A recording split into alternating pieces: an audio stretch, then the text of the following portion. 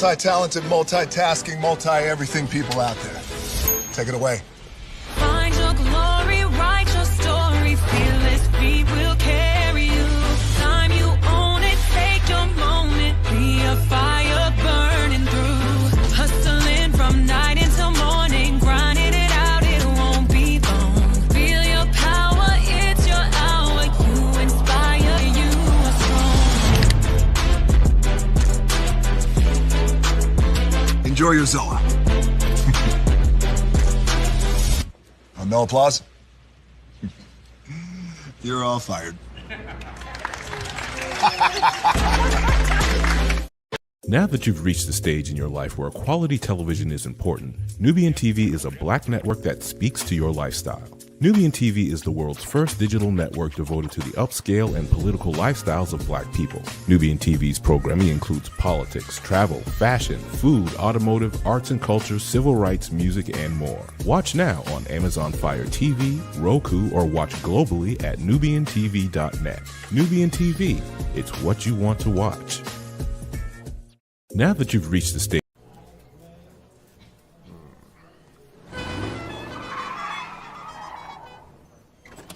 come with me if you want to live a more delicious life.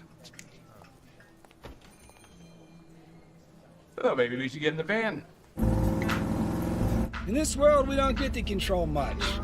Past, male pattern baldness. Leggies. Got one right now. The urge to puff that bubble wrap. But there is one thing we do get to choose every single day: what we eat. Welcome to the Sonic Department of Research and Deliciousment.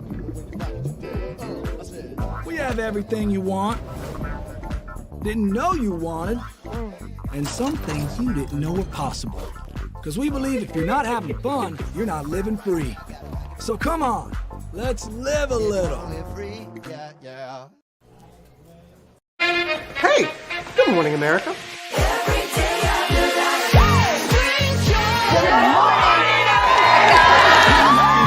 Good morning, America. Good morning, America. Good morning, America. Money! Are you ready? They are ready. Covering the biggest events in the country right now. There's a lot going on here this morning. It's always a good time. That's what the show's about. That's good. Really good. Very good. Coming in hot, Jimmy, coming in hot. It's far from elementary. Oh. Good morning, America. I'm not going to try to strut like Michael or anything. I have known George a long, long time. Have you ever gotten him to dance? Look at that face. You don't just see it, you feel it. I'm in. I'm in. I'm in. I'm in too. I'll be there. I am here and so happy. I'm in. I'm in too. I'm in. That tells you something when Snoop Dogg's in.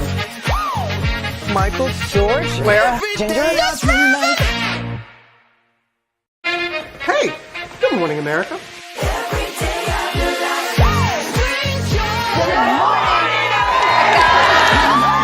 Good morning, America. Good morning, America. Good morning, America. Money! Caesar. Just look at him. Politician. General. Author. Ruler. Man.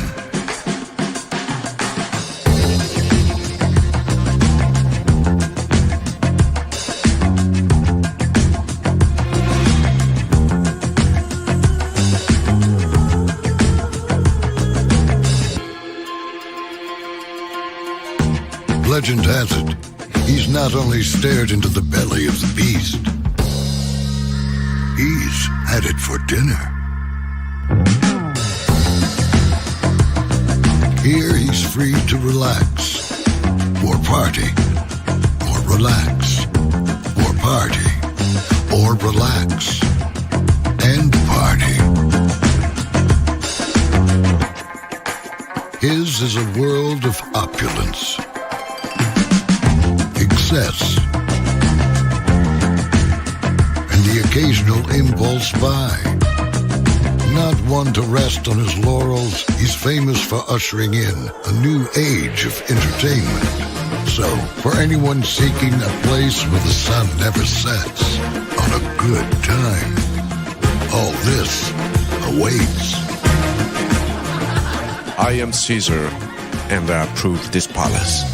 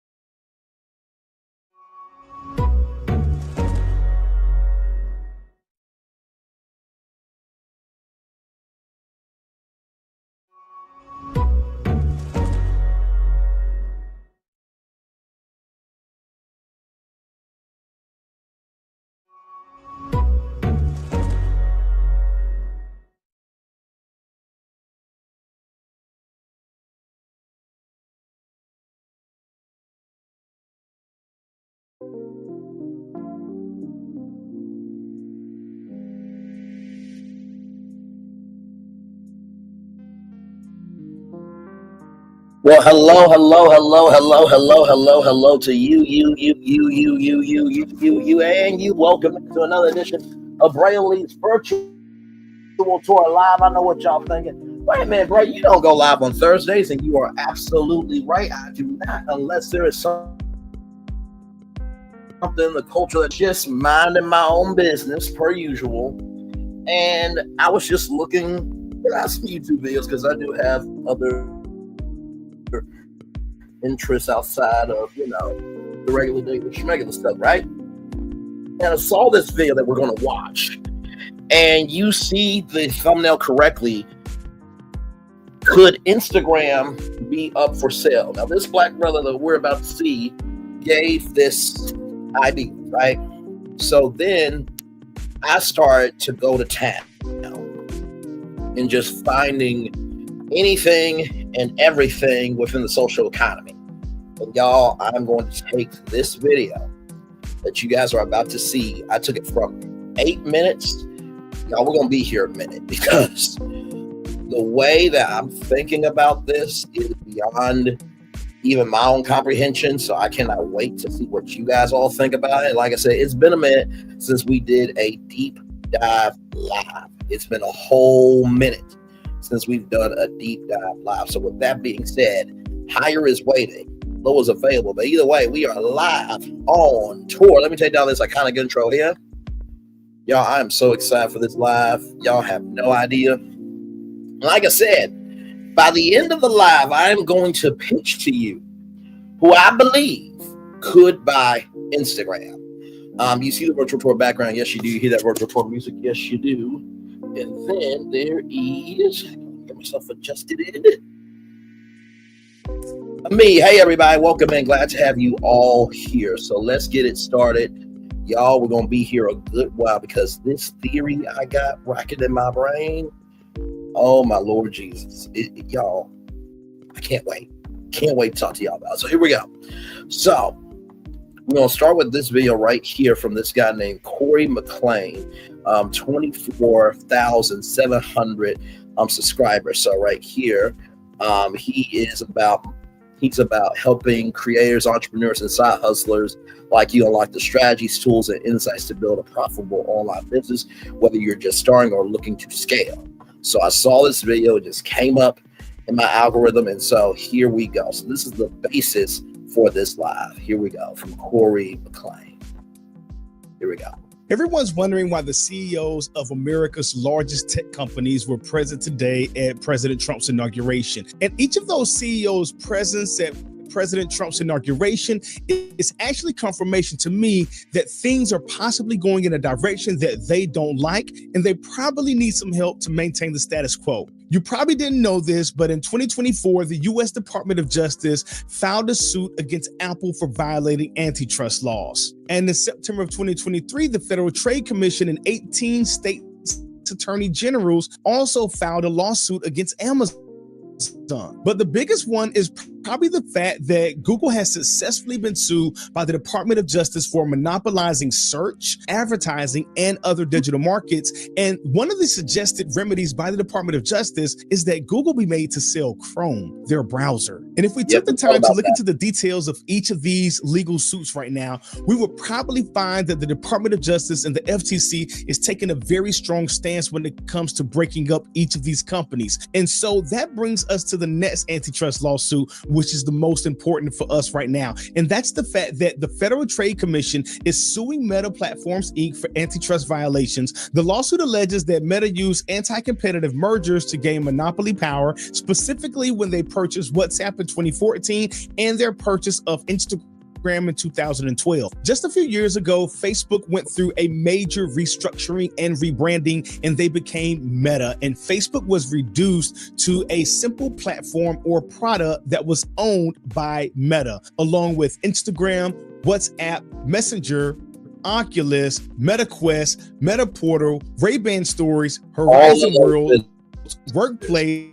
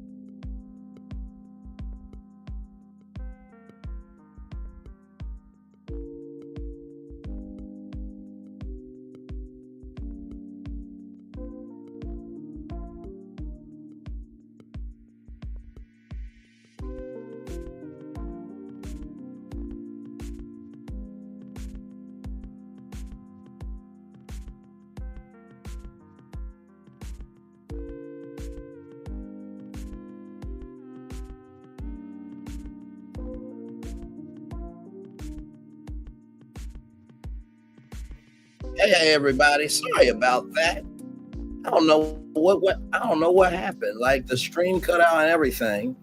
But we were going, so you were able to hear me for just a little bit. So I'm gonna restart it because it just cut out on me for no reason. Okay, so but like I said, we're talking about Instagram that is owned by Meta, which is Facebook, and Corey McLean has a theory on TikTok being sold. So we're going to watch this video and we're going to make it do what it do. So I'm excited about, sorry about that, y'all. Sorry that happened.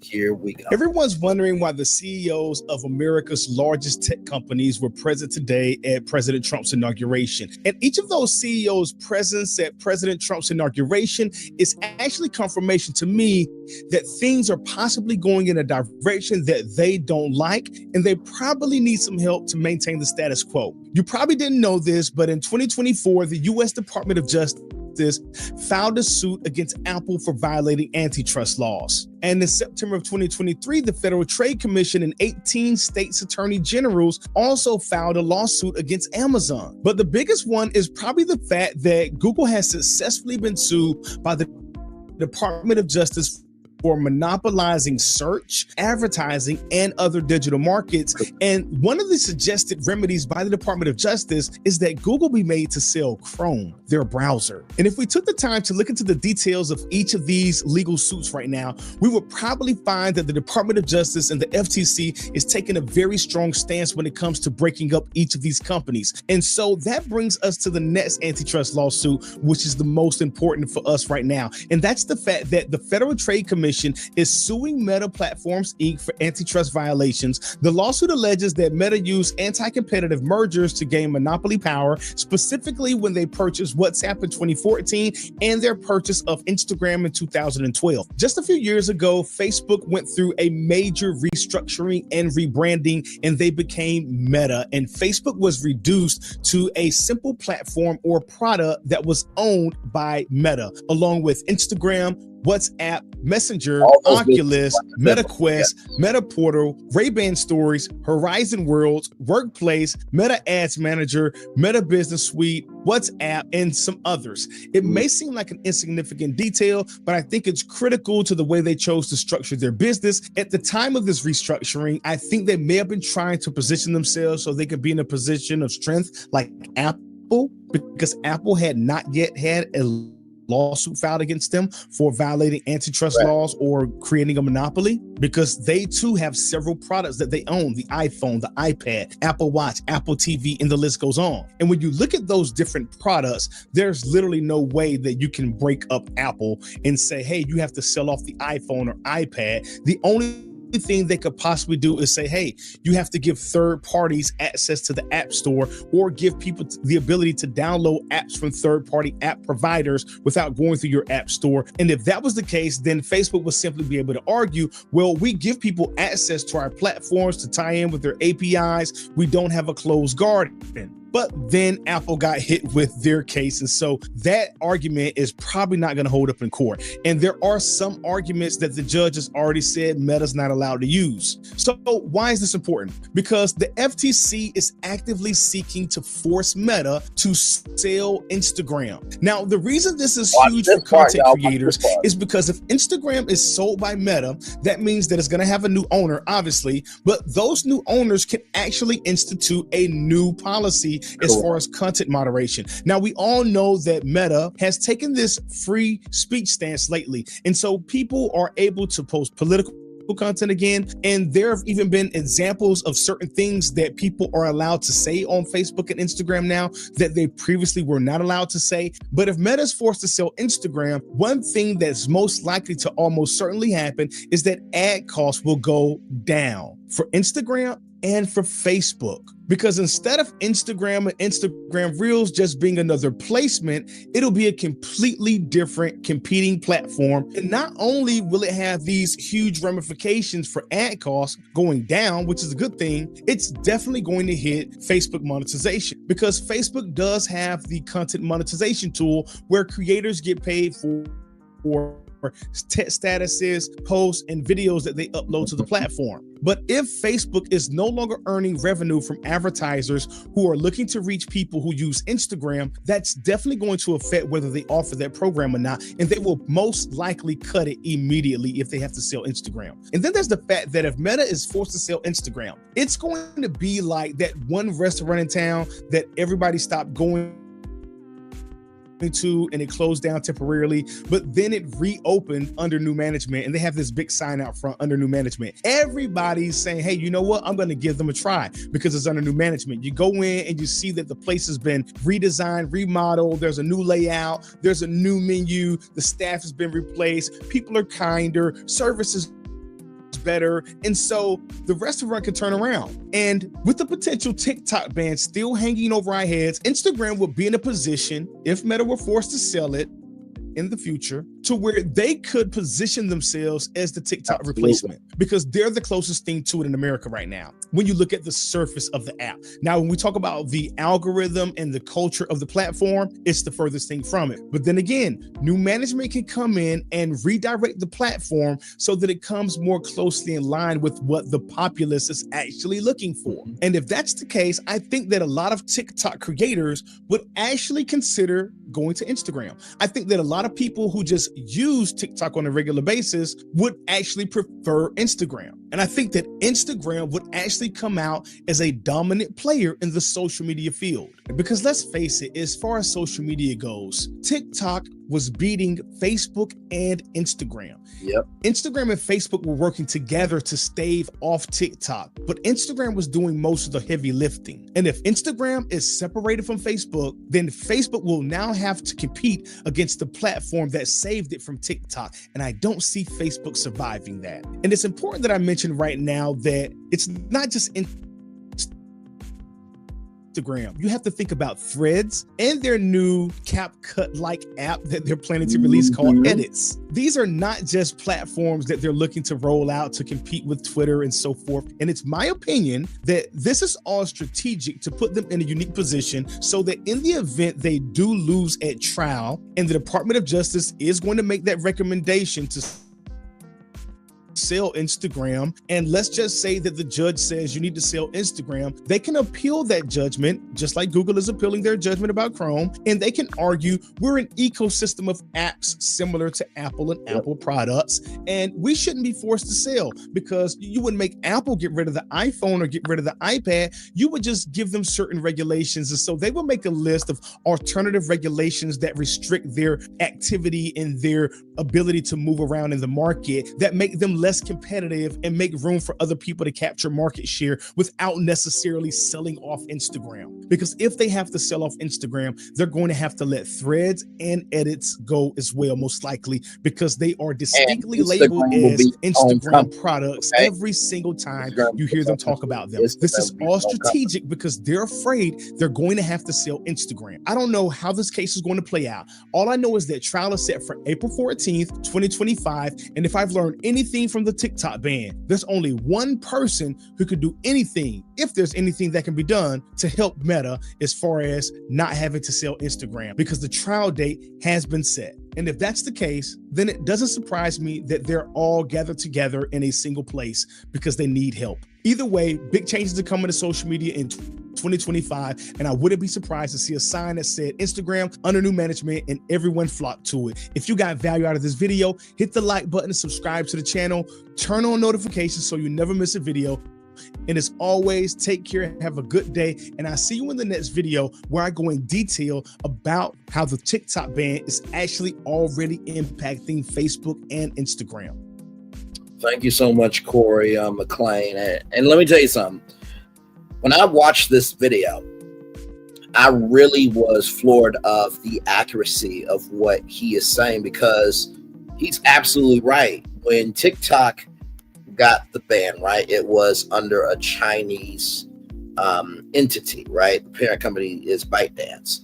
And you know that if there's a crackdown on China, then also too, there's got to be a crackdown in the US. And y'all remember when Mark Zuckerberg had to go up, you know, to Washington to talk about the privacy protections for Facebook, right?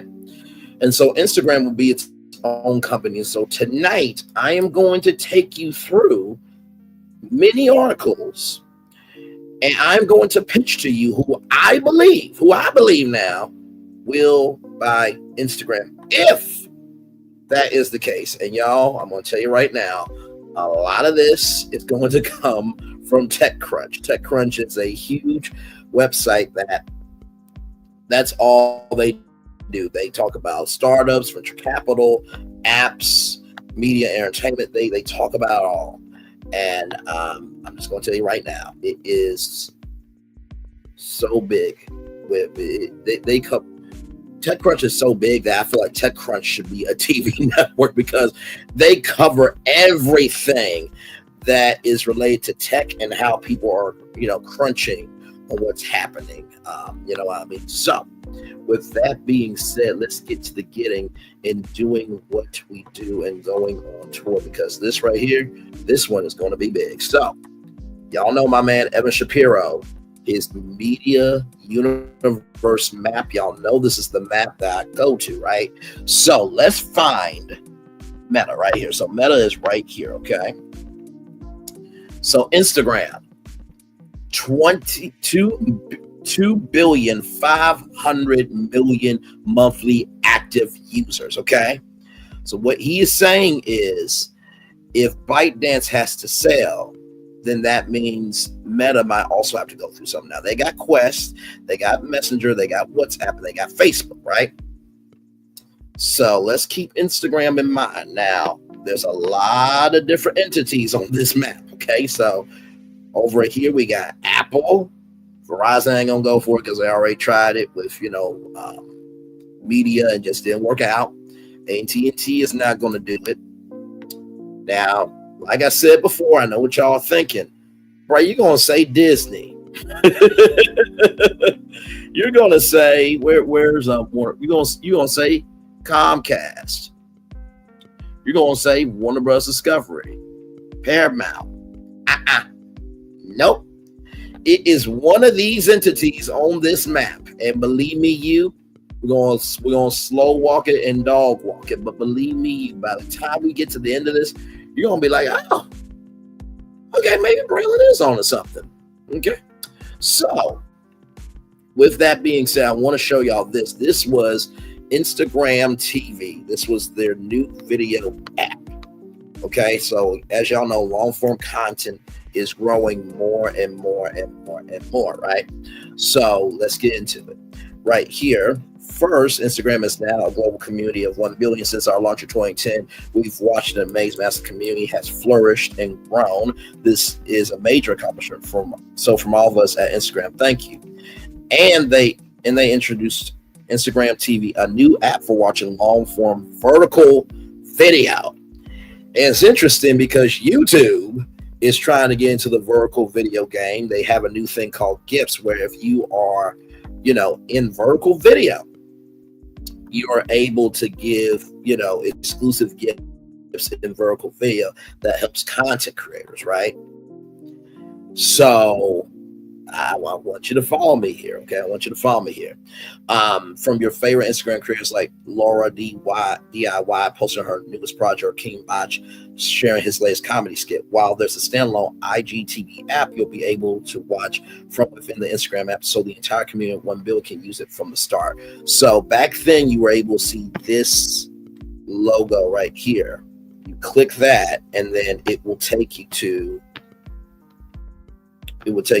this feed right here, right?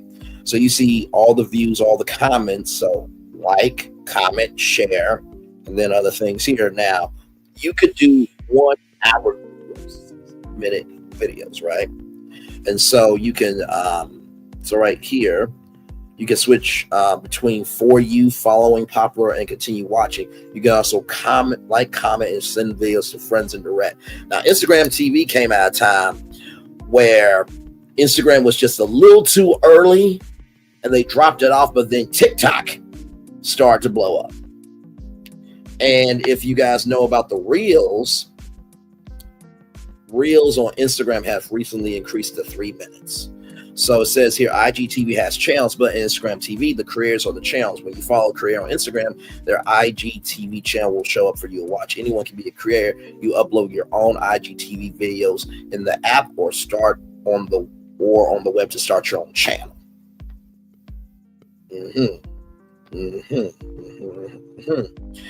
Now, like I said, Instagram has extended their Reels to about 3 minutes now.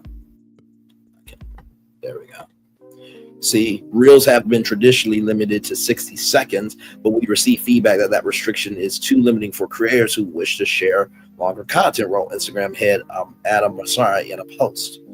So they have decided to extend it to 3 minutes. And also, too, they have launched what is nicknamed to be Eds, a new video creation app similar in the function of CapCut, a tool very much in vogue among TikTok users. The app is already in stores, but it becomes fully functional as of February. So now, think about this. Instagram now has Threads. That's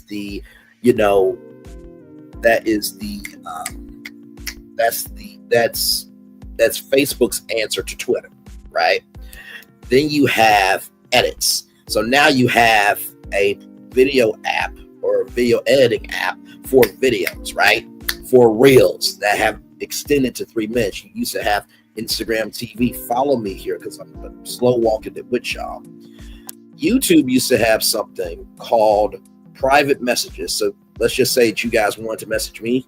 You guys could literally message me.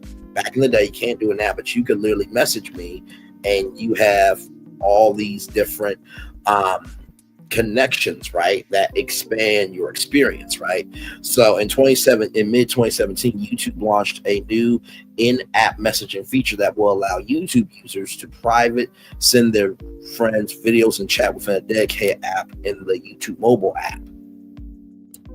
Now, if you really think about it, you know, Google has always been around for connecting with people. And YouTube is changing, right? It's becoming, it is probably one of the biggest platforms for long form content, right? They used to have YouTube Originals, where, you know, YouTube actually funded original content with YouTube content creators, right? So we got Instagram, right? So imagine Instagram being its own company now with Instagram Threads and edits, okay? Now, YouTube had a lawsuit with Janjing World. We talked about this on Virtual Tour Live. Basically, this platform basically copied YouTube directly. This link.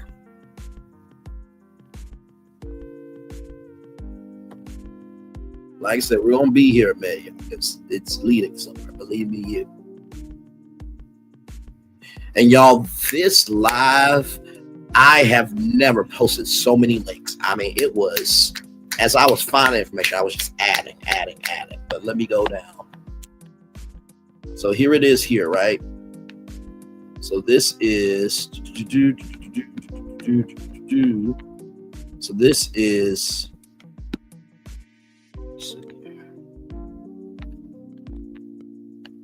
so this is YouTube right here, okay? This is the YouTube platform. So you see subscribe, like, dislike, share, save, right? So that's the format there. This platform basically took YouTube's format. So YouTube sued this platform named Ganjin World, okay? Now, like I told y'all, TikTok has been experimenting with 60-minute uploads.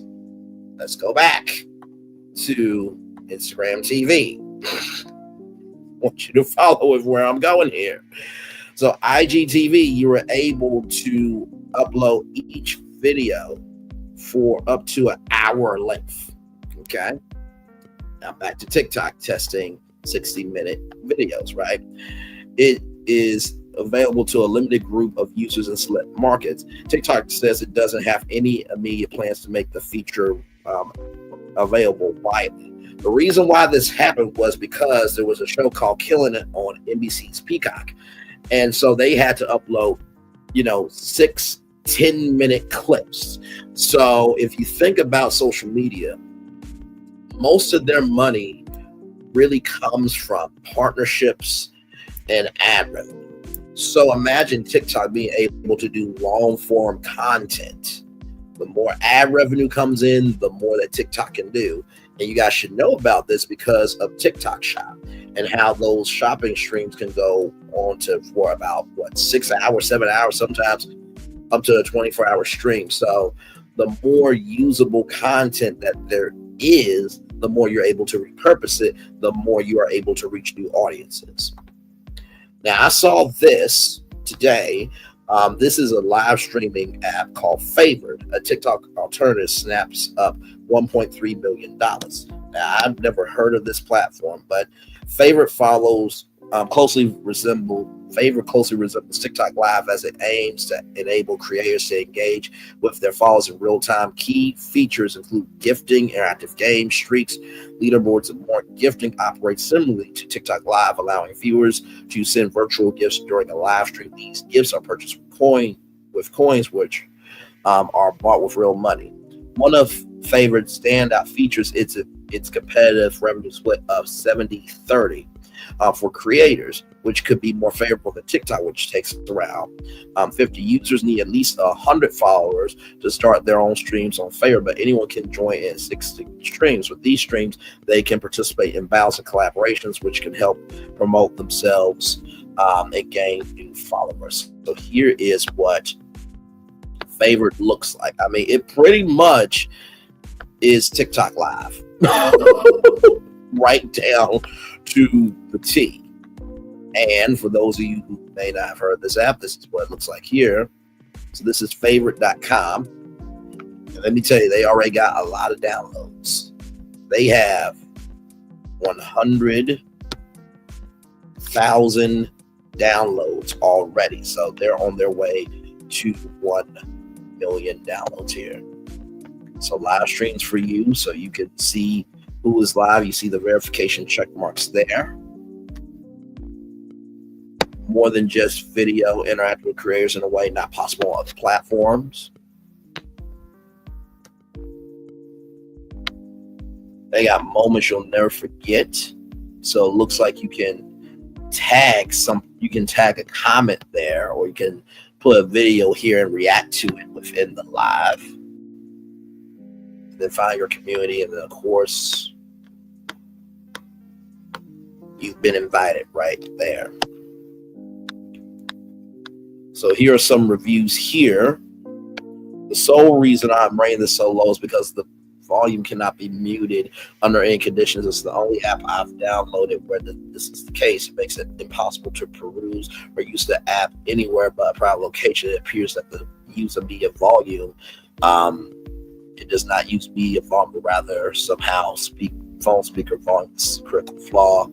So as you can see here, current progress is satisfactory, although further refinement is required, specifically implementing a scrolling function instead of requiring users to exit and proceed to the next live stream. Improving live stream quality are recommended. Future integration of video capabilities similar to TikTok is a desirable goal. This remains a work in progress. So, like I said, long form content is growing. You hear? So you have an app called Favored, which basically took the best part of Instagram and just made it its own app. That's how real this is, right? So Amazon has Amazon Live shoppable live streams. They brought this to Amazon Prime Video and Freevee. Freevee was their free advertising video on demand streaming platform. Now, of course, Freevee is no longer around. Okay, Freevee is no longer around. So they have made all their free content available on Prime Video, which it hits subscriptions, right? But if you think about Instagram, right? Imagine, if you will, there was a Instagram Plus, right? Not like Snapchat Plus, where you can, have, priority replies and, new filters and stuff like that. No, we're talking about Instagram Plus, a whole separate streaming service for Instagram. Imagine Instagram going from the website that where you can, see, short videos and reels and everything else, to being a video-based website with photos, kind of like Shutterfly, right? Or what is it called? Flutter or something like that? Can't remember what it is, but basically that. Okay, so if you think that YouTube is just live streaming, oh no. Pinterest quietly launched a live streaming app for video creators. The company did not announce the app's debut, perhaps because it's not broadly available to all creators at this time. Instead, upon first launch, creators have been able to enter in a code or scan a barcode that Pinterest provides in order to gain access to the live streaming tools the app provides.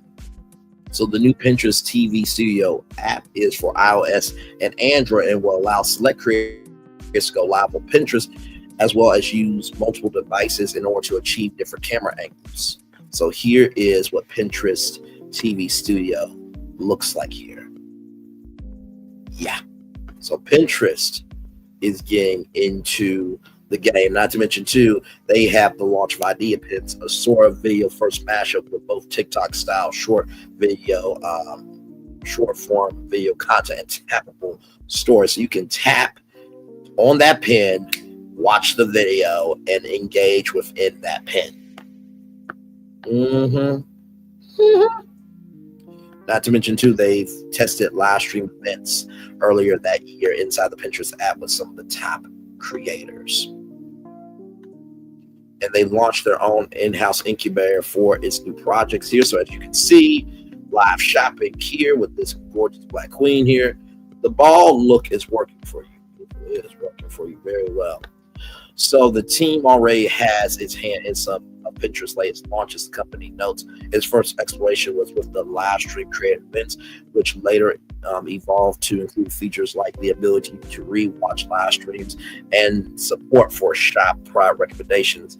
These became a part of Pinterest's recently announced product, Pinterest TV, a live shopping feature on the app that aims to compete with our services from Facebook, Instagram, TikTok, and other dedicated live stream shopping platforms. So all these live streaming shopping platforms are basically QVC and HSN Mobile, pretty much. Without what they did, there would be no way for them to do what they have done here. Now, there was a platform for free called Peacock. So Peacock is still around, but for those of you who did not know, there was a free premium ad support streaming service. So basically here, NBC Universal unveiled Peacock, a free premium ad support streaming service with subscription tiers offering more than 600 movies and 400 series, as well as compelling live and on-demand content across sport, news, sports, late night, and reality. From world-class originals and treasured hits to blockbuster films and streaming channels, Peacock will offer consumers everything fans love to watch all in one place. So here it is here. This free ad support option will provide fans everywhere with more than 7,500 hours of program. Peacock Free includes next day access to current seasons of freshman broadcast series, complete classic series, popular movies, curated daily news, sports programming, including the Olympics, Spanish language content, select episodes of marquee Peacock originals and tentpole series, as well as curated Peacock streaming genre channels such as SNL, Folk, Family, Movie Night, and Olympic Profile. So now the wheels are turning for me. So as you see, all this that I found, it just started turning for me. I'm like, okay, Instagram is its own separate company in this idea I have. So Instagram, Threads, Edits. Now we got Instagram Plus. Now we have Insta Free, which is now a free tier of Instagram Plus, where you can have Instagram Originals.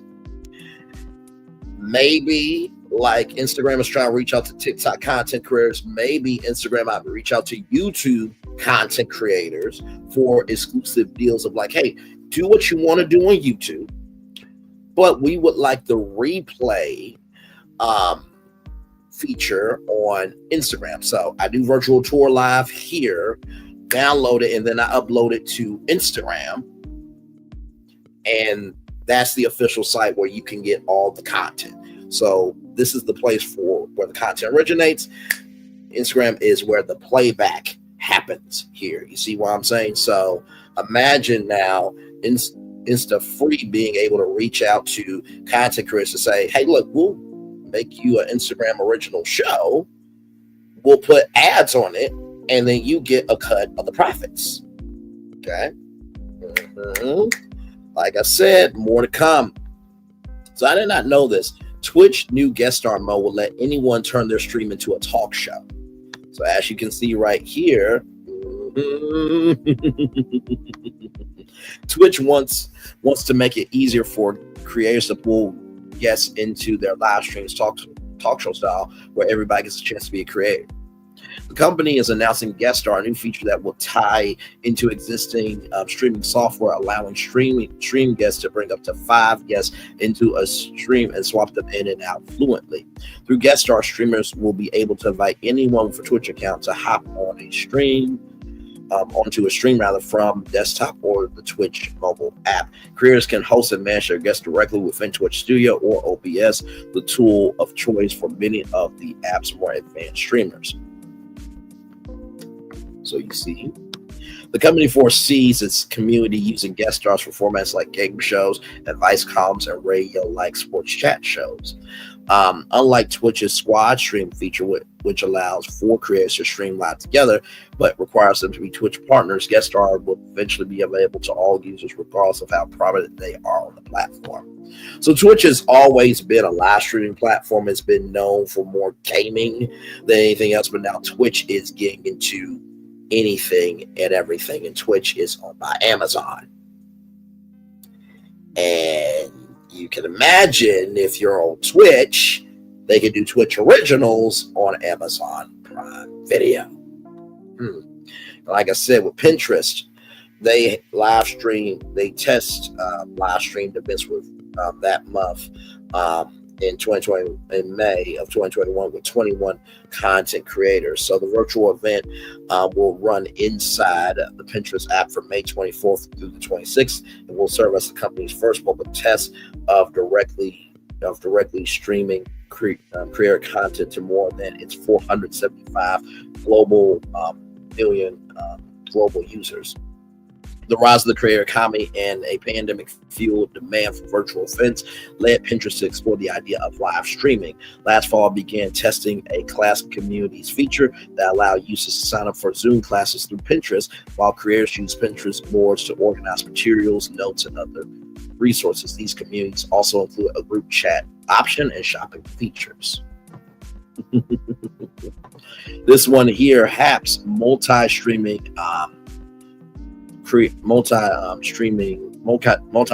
live stream platform creator community. HAPS is an app that lets creators stream live video simultaneously across social media platforms, has raised $4.7 million in a post-seed round. The prior originally began as a platform for independent journalists, but has expanded its mission last year to offer tools to all online creators while connecting them through a new social network. What set HAPS apart from some established competitors in the space is the team's desire not to only build tools that help video creators produce professional-looking online streams, but to be able to cultivate a kind of meta community that brings people together from across other social media sites. So basically, almost like Restream.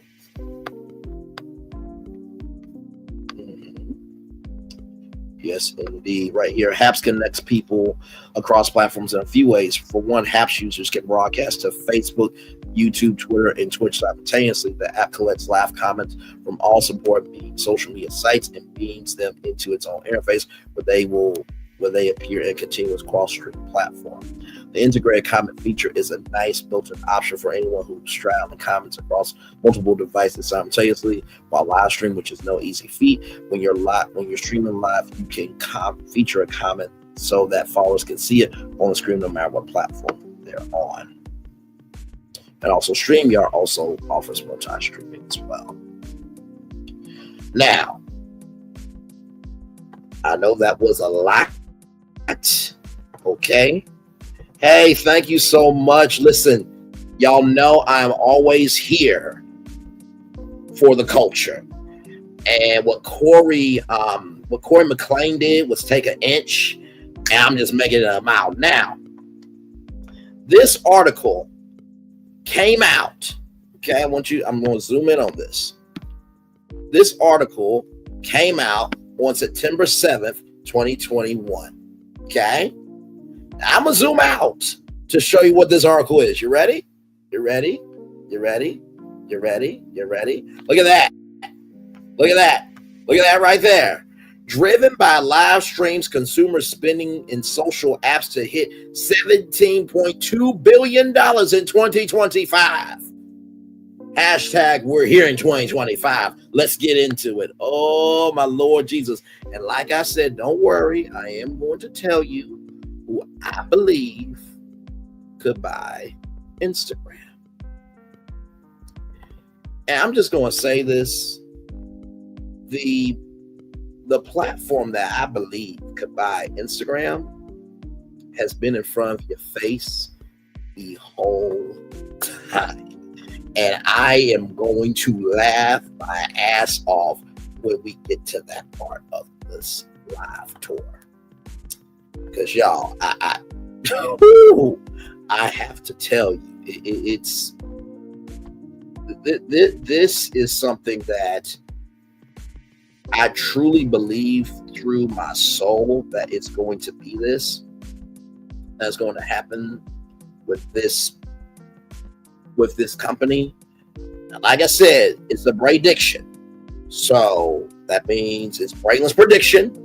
That does not mean okay, that does not mean it's going to happen. But I have a good feeling that truly, this right here is probably going to be the case for where Instagram is going to go. Because I do believe that Instagram is on its way to a new level. They just need the right person to get them there. Now, I'm not saying I'm available. Okay, I'm not saying I'm available, Instagram. But if you need a creative director, your man, your friend, and family member is available. Okay, but let's get into it here. The live streaming boom is driving a significant uptick in the creator economy, as a new forecast estimates consumers will spend $6.78 billion in social apps in 2021. That figure will grow to $17.2 billion annually by 2025. Hashtag we're in 2025, according to data from mobile data firm App Annie, which notes the upward trend represents a 5-year compound annual growth rate, CAGR, of 29%. By that point, the lifetime total spent in social apps will reach $78 billion. Okay? $78 billion. $78 billion. I really don't think y'all get it. $78 billion. That is Oprah's net worth 10 times over. Okay. So it really boggles my mind that when I saw this article, I'm just like, wait a minute, you mean to tell me that live streaming, what we're doing right now, is going to potentially grow to $17.2 billion. And it's on an upward trajectory. You have to be out your ever-loving mind, okay? You just have to be. You just have to be. Not to mention, too, the Streaming Awards, for those of you who don't know, the Streaming Awards is like a content creator awards, but it's a little bit more, how shall we say, a little bit more produced, a little bit more refined, a little bit more, a little bit more cliquish. And I don't mean cliquish in terms of, nobody can get in. Now, I'm not saying that, no. But I'm saying it's cliquish in terms of it's a structure that can't, have any free form activity. It can't experiment, can't try, can't fail, right? Because everybody knows the Streaming Awards to be this thing. And that's it. That's all in the story. Make sure something here.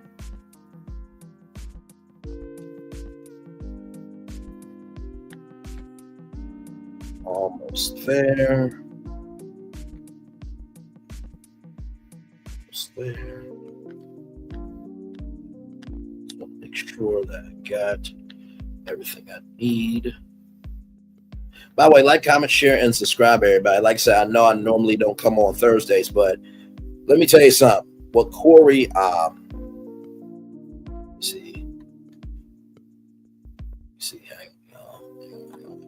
what Corey McLean did, that brother, he did his good shit. Corey McLean, he really, really did his good shit. Okay. So, let's keep rolling. Forecasted annual consumer spend in social apps. So as you can see here, in 2016, it was about under $2 billion, right? 2017 went over that. 2018 went a little bit higher at 2.5. 2019 close to 4 billion. Went over that in 2020. That's about what, 5.5 billion. Right here, $6,780,000,000. And now 2022, right here, about under 8.5. And here is 2025, right here, about $18 billion. Okay? Trajectory, and that's worldwide. That's worldwide. Initially, much of the live stream economy was based off of one-off purchases like sticker packs, but today consumers are gifting content creators directly during their live streams. Some of these donations can be incredibly high at times. Twitch streamer Exotic Chaos was gifted $75,000 during a live session on Fortnite, which was one of the largest ever donations on the game streaming social network. Meanwhile, App Annie notes another platform, Bigo Live, is enabling broadcasters to earn up to $24,000 per month through their live streams. Listen, if I can do virtual tour live and get $24,000 a month, I'm here 5 days a week. Apps that offer live streaming as a prominent feature are also those that are driving the majority of today's social app spending, the report says. In the first half of this year, $3 out of every $4 spent in the top 25 social apps came from apps that offer live streams. For example, here it is here. So quarter one right here, 2021 H1 right here. So you see chat is 18.81% here. You got photo and video at 4.95%, but live streaming 76.24%. So in the first quarter, market share of consumer spend, the consumer spend was mostly in live streaming in 2021. And now I'm assuming that live streaming will take up this whole half of the circle. During the first half of 2021, the U.S. became the top market for consumer spending inside social apps, with 1.7 times the spend of the next largest market, Japan. And representing 30% of the market by spend, China, Saudi Arabia, and South Korea follow to round out the top 5. So here it is here. The lowest one is the United Emirates. And right there, Japan, China, United States. So we lead in social apps consumer spending when it comes to social media. While creators and platforms are financially benefiting from the live streaming economy, the platforms are benefiting in other ways beyond their commissions or in-app purchases. Live streams are helping to drive demand for these social apps, and they help boost other key engagement metrics like time spent in the app. One app that's significantly gaining here is TikTok. Last year, TikTok surpassed YouTube in the US and the UK in terms of the average monthly time spent per user. It often continues to lead in the former market and more decisive leads in the latter. So here it is here. So the black is TikTok and YouTube. So right here is 2016, 2019 here. Average monthly hours per user. So you got 16 hours dropped to 15 of 2020 goes up to 18,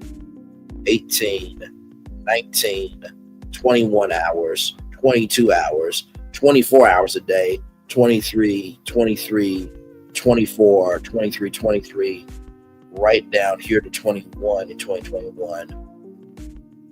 So that's purple and black. Then right here, 23, 20, 23, 24, 24. And then with YouTube has always remained high, but you can see here, 22 hours a day, 21, 23, 24, very consistent, because that was during the pandemic.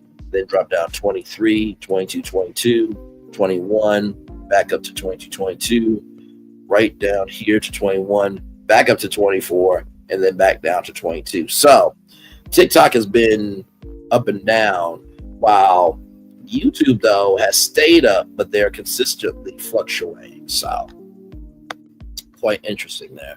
and then average monthly hours per user, TikTok versus YouTube.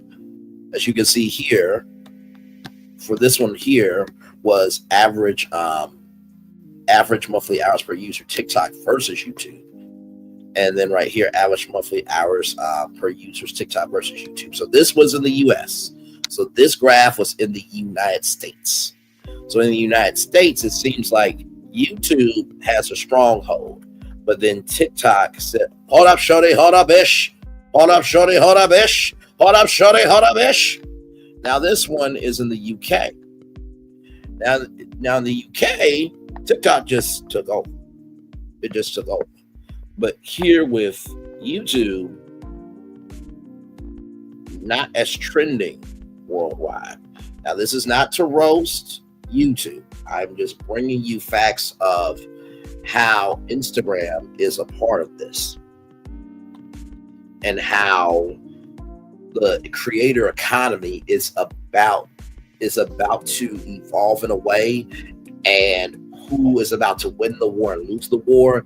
It is happening through mergers and acquisitions and partnerships 10 times over. Other markets like South Korea and Japan, TikTok is making strides, but YouTube still leads by a wide margin. In South Korea, YouTube leads by 2.5 times in fact. So here it is here in South Korea.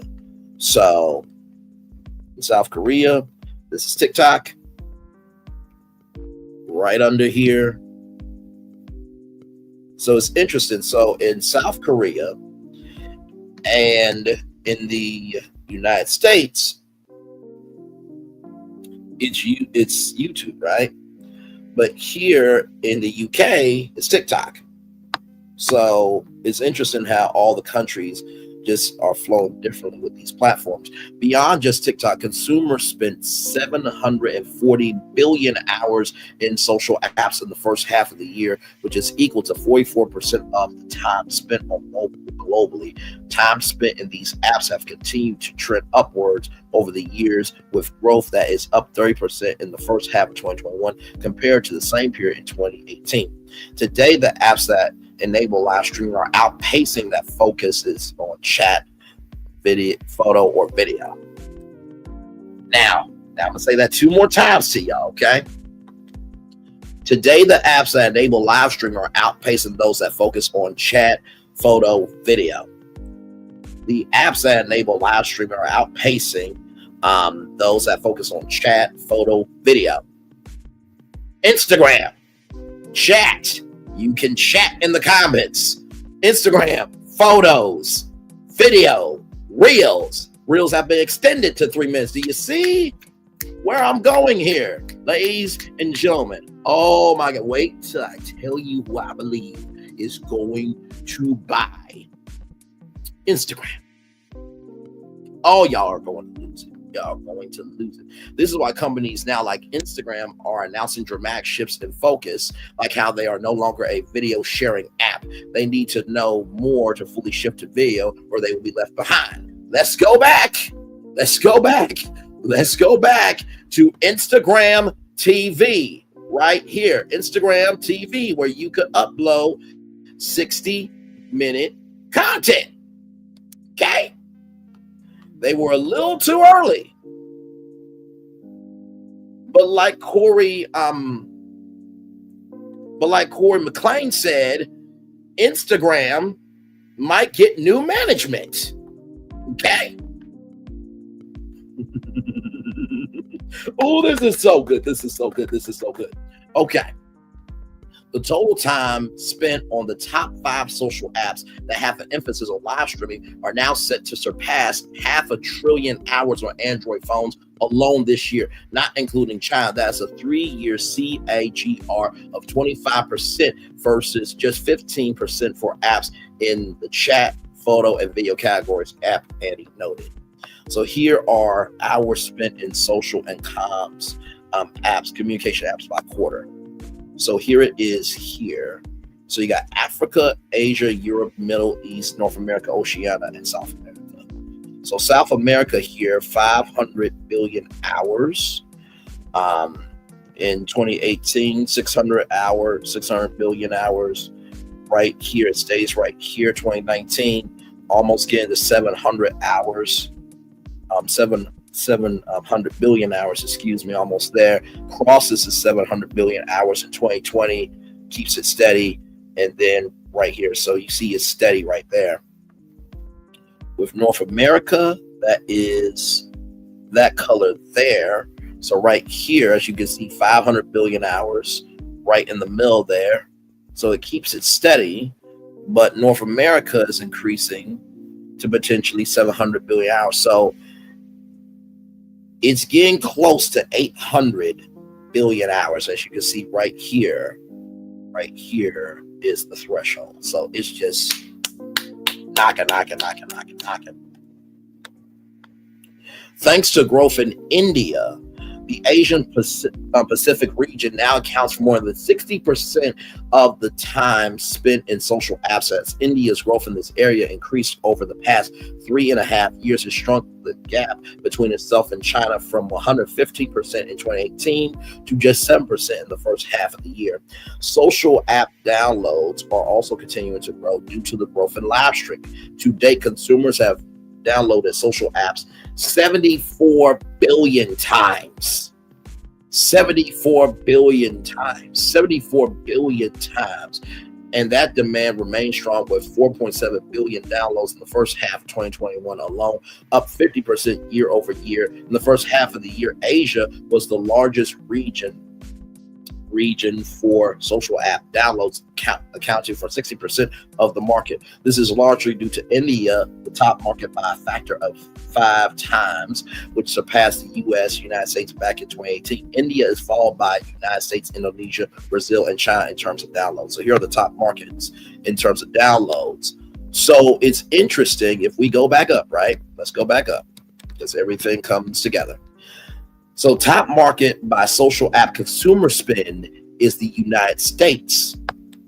But it's interesting because of top market by downloads, it's India.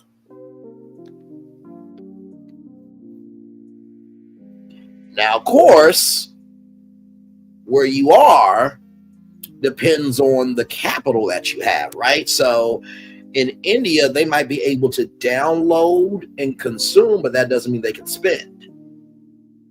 Right? And here in the US, we're able to spend a little bit more because we are a capitalist society, but that doesn't mean everybody is downloading into the culture. The shift towards live streaming and video has also impacted what sorts of apps consumers are interested in downloading, not just the number of downloads. A chart that shows the top global apps from 2012 to the present highlights Facebook's slipping grip. While its apps Facebook, Messenger, Instagram, and WhatsApp have dominated the top spots over the years in various positions, TikTok popped up in the number 1 position last year and continues to maintain that ranking in 2021. Further down the chart, other apps that aid in video editing have also overtaken others that have been more focused on photos or chat. So here it is here. Now let's look at this here.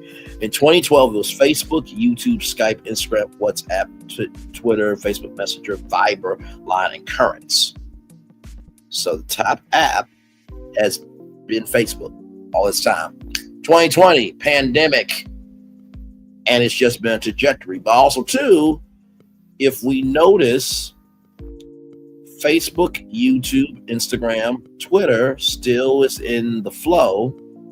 We got Skype in here just a little bit. Skype is still around and still is an important platform. There was a black woman who came up with the technology for Skype, so shout out to her. You got Line, you got Viber, you got WeChat, Currents. I didn't know about that app. IMO, I do remember that. PixArt video and photo editor. Then you have Netflix. Now it's interesting because Netflix is not a social media platform. It's a streaming service. But if you think about the social capital of Netflix on Facebook, Twitter, Instagram, YouTube, TikTok, then there's a social community. And then here you have CapCut, which is, a sibling app of TikTok. Then you have MXTalk, and then you have Telegram as well. So video apps like YouTube number 1, TikTok number 2, Tenet Video number 4, Bigo Live number 5, Twitch number 6, and others all also now rank at the top of the global charts by consumer spending in the first half of 2021. But YouTube number 1 still dominates in time spent compared with TikTok number 5 and others from Facebook. But the company holds the next 3 spots for Facebook, WhatsApp, and Instagram respectively. This could explain why TikTok is now exploring the idea of allowing users to upload longer video, increasing the limit from 3 minutes to 5. Let's go back. Instagram extending Reels from 90 seconds to 3 minutes. Eventually, they'll be doing that. They'll be going to 5 minutes. Do you see how all of this is connected here, ladies and gentlemen? TikTok is testing a longer 5-minute video upload. In addition, because live streaming's ability to drive growth in terms of time spent is also likely the reason why TikTok has been investing heavily in new features like its TikTok Live platform, including things like events, support for co-hosts, Q&As, and more, and why it made the live button a more prominent feature in its app and user experience. App Annie's report also digs into the impact live streaming has had on specific platforms like Twitch and Bigo Live, the former which doubled its monthly active user base from the pre-pandemic era, and the latter which saw 314.2 million in consumer spend through H1 2021. The ability of social media users to communicate with each other using live video or watching others live broadcasts has not only maintained the growth of a social media app market, but contributed to its exponential growth in engagement metrics like time spent that might otherwise have saturated some time ago. Wrote App Annie's head of insights, Leslie Surratt, when announcing the report. The full report is right here. Like I said, the social economy is about to be aligned like Thanos snapping his fingers with the Infinity Stones. Like I said, going back up here, this article came out September 7th of 2021 from TechCrunch, driven by live streams, consumer spending in social apps to hit 17.2 billion by 2025. I just mentioned a couple of other things here. I remember this platform called Looped. It was an interactive live platform there. So you could be live there with people there. There was a platform from Google. Google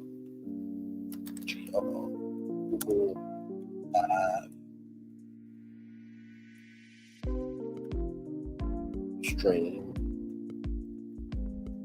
FUNDO. So y'all may not remember this, but this was a platform for creators, and it was called Fundo, FUNDO. So here it is here. So they were working on a project in Area 120. This is an incubator for Google. So Fundo, a platform for virtual events and experiences designed and built for creators. With Fundo, everything is live and interactive, using face-to-face video chat to mirror those in-person encounters, and it all happens using your computer or phone from the comfort of home or on the go. Fundo also gives creators new monetization options to support what they do. Event hosts are in control of ticket prices and any discounts, including free events if preferred. Some creators using YouTube channel memberships offer Fundo meet and greets exclusively to channel members as a premium perk. So here's how Fundo looked with their upcoming events. You have the integrations of YouTube, Twitter, Instagram, customized experiences. So here is how it will go. You'll be in the queue, and there it is. You can take selfies at the photo booth with a content creator, or you can do a virtual workshop. Now, this was from Google here. Now, of course, the website doesn't exist anymore. However, I am the nerd that keeps up with everything. Did y'all know that YouTube had the YouTube Music Awards? Creative director Spike Jonze's goal with the YouTube Music Awards was to create live music videos on stage for artists like Arcade Fire and Lady Gaga. You can read the New York Times piece on the lead up to the YouTube Music Awards for more context on production and its intention. Judging by the concurrent viewer numbers shown on live stream, hovering around 175,000, with a peak at 220,000 during Lady Gaga's performance, the show isn't a runway hit, but we have to wait and see whether people take advantage of the option to watch the show on YouTube later.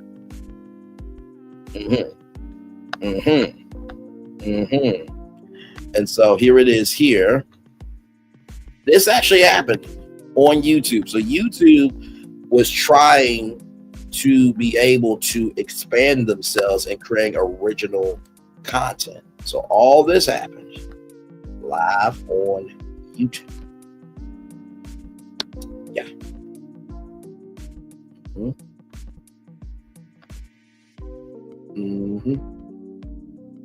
Some in the YouTube creator community blasted the show for focusing on major label musicians rather than the stars who made their names on YouTube itself.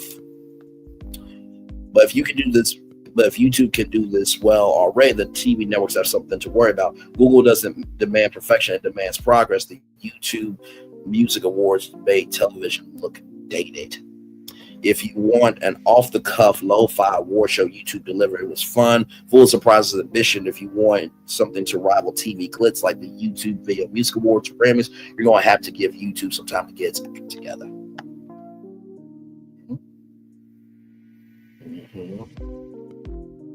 Here's something else here.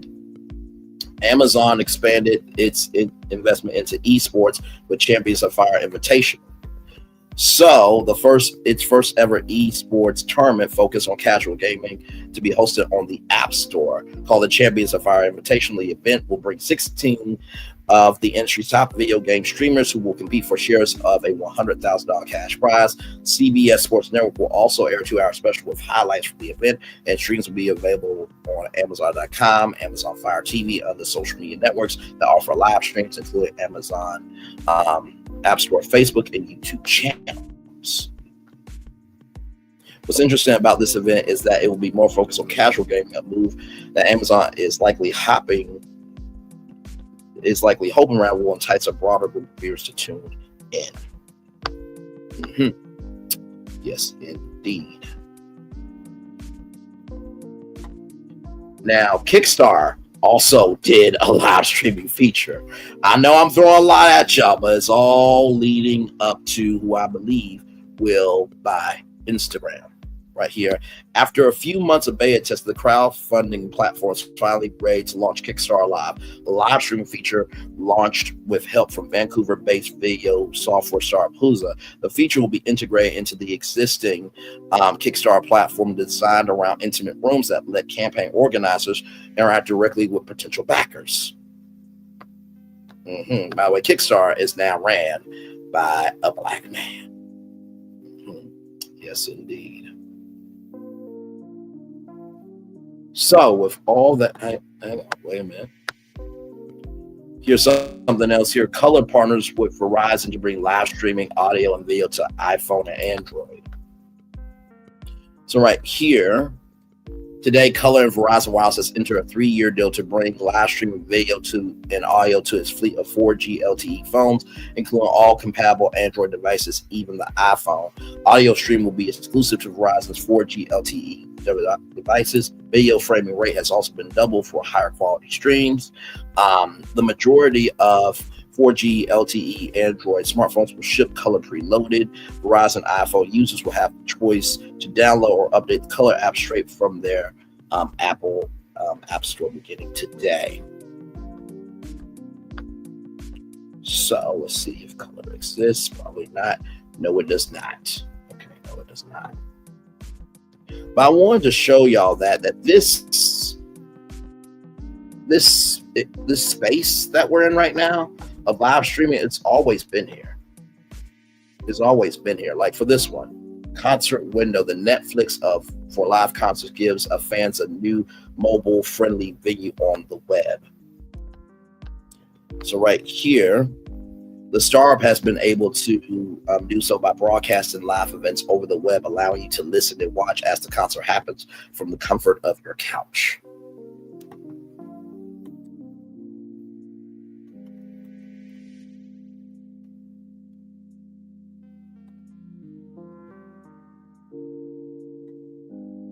Pull it up here. Now, this platform is a Black-owned platform. It won during a Mountain Dew pitching competition. As it loads up right here.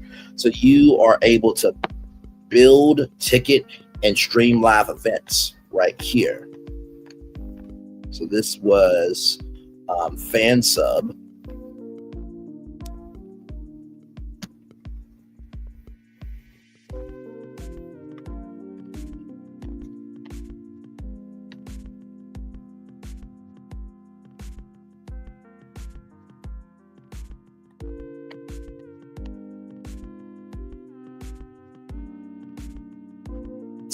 Say something.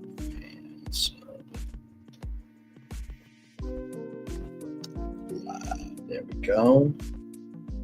Images.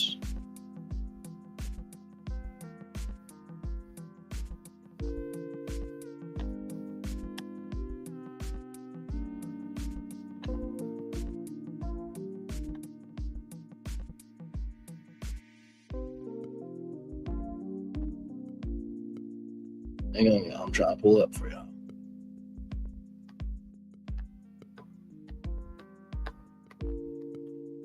Oh, got your ass, motherfucker. Gotcha. So here is what Fanbase, or not Fanbase, but FanSub Live looked like. So right here was the platform. So you go on, you get your virtual ticket or in-person ticket. Now, of course, I brought up Fanbase. Y'all know that it's owned by Isaac Hayes III. It is in the top 10 of social media apps. So it's on its way to being the #1 app for the fans. So this is a free next generation social media app that allows any user to use to earn money from day one. So you have monetized audio conversations, long form video with Fanbase Plus. So you can create exclusive content, gain subscribers, get paid for any content. You get subscriptions right here. So this is a Black-owned platform right here. Now, with all this being said, right, you got to be thinking, okay, Bray, well, who do you believe is going to buy?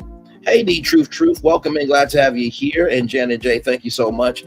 Now, you're probably thinking, Bray, this is all great, but who do you believe is going to buy Instagram? Let's look at the media map here. Microsoft? They got Skype. And if they brought out Skype as a social media network of welcome to Skype, we're all about being in sync with the culture, boom, there you go. Microsoft, if you use that, you're welcome. Or you can do www.internetexplorer.com and make that a social media site. But no, not Microsoft. Let's see here. Netflix. Could Netflix use Instagram? Potentially, because, you know, Netflix, let's see what Netflix Instagram account's looking like. Netflix Instagram. Just a little curious. Oh, my Lord Jesus.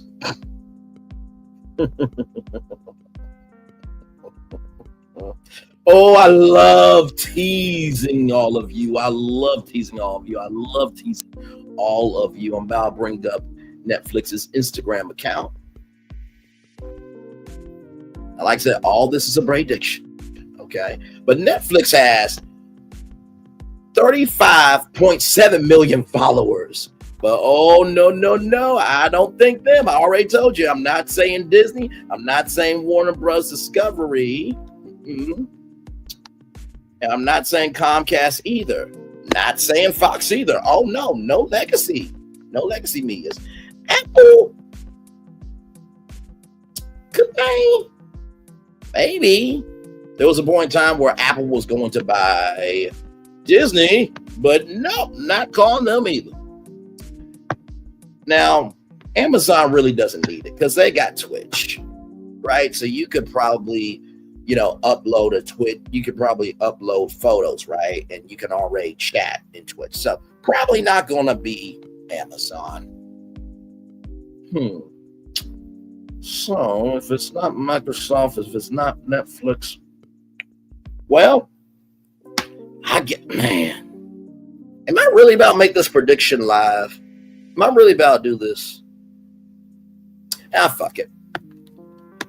We're going to go with Google. Alphabet. That's what we're going to go with. And as you can see, 2.5 billion monthly active users. Instagram, 2.5 billion monthly active users. Let me see if I can zoom in anymore. Yes, I can. Okay. Right there. Instagram, 2.5 billion monthly active users right here, ladies and gentlemen. Okay, right in here. Now, YouTube also has, 2.5 billion monthly active users. They have YouTube Video, about 8 million subscribers there. YouTube Music, about 100 million subscribers. Remember what I said about Instagram TV? You can do up to 60 minutes of content. Now I know what you're thinking. Braylon, would that be a competing app? No, it would not. Because here's the thing. YouTube is for video. This is for pictures and short form content. If TikTok is the king of short form content and your YouTube Shorts is a spinoff of TikTok, why not buy the platform that already got it on lock? Oh, this is good. By the way, how cool would it be if you could use YouTube Music on a IGTV live stream? Okay. All right. Yes. Now, here is why I say it will be Google.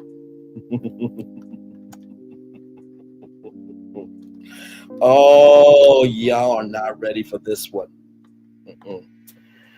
Google has always been in the social media space. They tried and failed and tried. There was a platform, couple of them.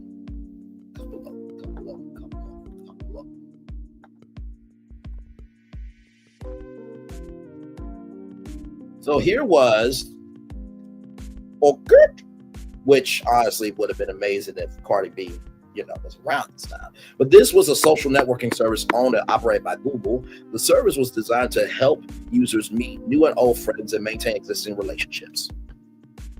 So the website was named after its creator, Google employee Orkut Marketing. So I'm guessing that was German. So Google actually owned this platform.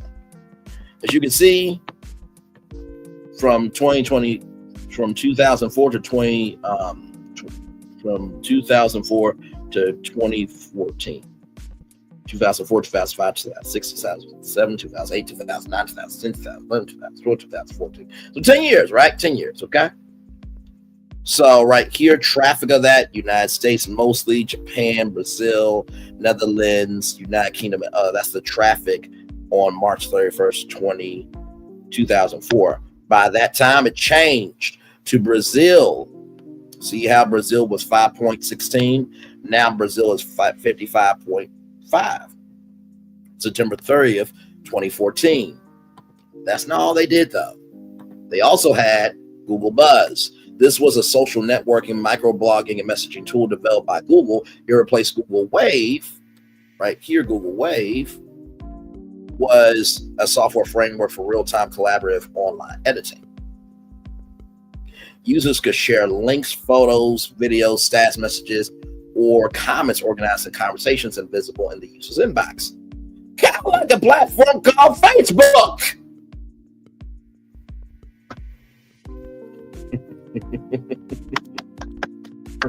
Oh, this is so good. Oh, my Lord Jesus. But then, ladies and gentlemen, they tried it again. They tried it again with a little something called Google Plus. Yes, indeed. It was a social network that was operated and owned by Google until it ceased operations in 2019. The network was launched June 28, 2011, in an attempt to challenge other social media networks, linking other Google products like Google Drive, Blogger, and YouTube. This was Google's fourth foray into social networking, experienced strong growth in initial years, although usage statistics vary depending on how the service was defined.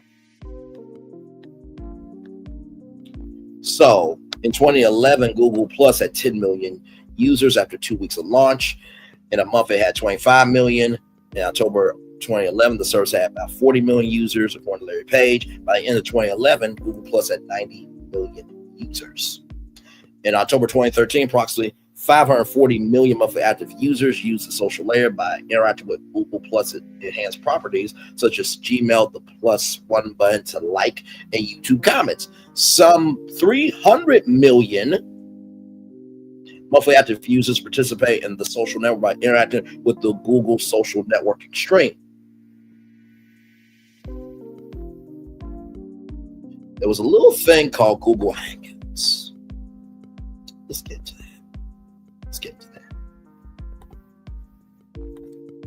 Google Hangouts right here. Hangouts enable conversation among close friends as well as broadcast with the entire world. So right here, this was text messaging support in Hangouts. On air right here, as you can see. Remember that Fundo thing I told y'all about? For content creators that Google made, but they did not follow through with.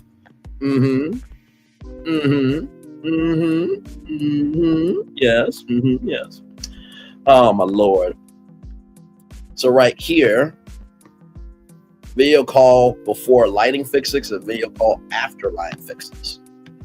So basically schedule your Hangout on air right here, promote within Google Plus, and moderate the conversation with control. Right there. Microphone, camera, on and off, volume within Google Plus. Photos and videos right here for stars, full-size backups and background sync are coming soon to Google Plus on iOS. Finding your photos is actually fun. Now we recognize over 1,000 different objects from sunsets to snowmen. Auto Enhance improves each photo you add to Google Plus. If you like to add on the go, you'll enjoy Snapseed new HDR escape filter. We're also adding Analog Effects Pro to the Nick collection, still $149. With it, you can reimagine your images using classic cameras and processing methods. Right here. Oh, you know what? It was called Flickr. That's what it was called. Flickr from Yahoo was a social media platform from Yahoo. So, if Google would like to be able to get these numbers here again, then you just buy Instagram. And there it is, ladies and gentlemen. Oh, Jesus. I know it took a long time to get there, but good damn. Janet J, I know, but I'm hoping that by doing this live, it will showcase the intelligence that Elon Musk does not have.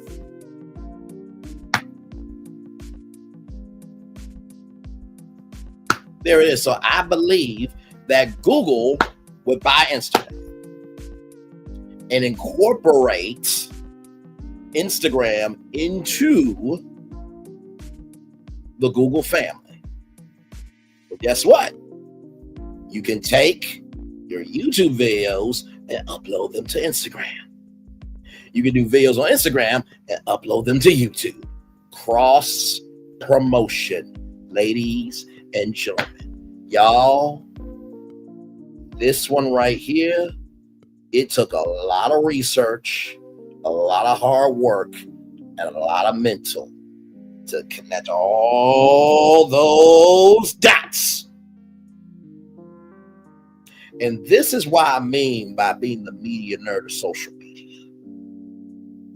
Now, I don't know if Corey should have a social media because he's on YouTube.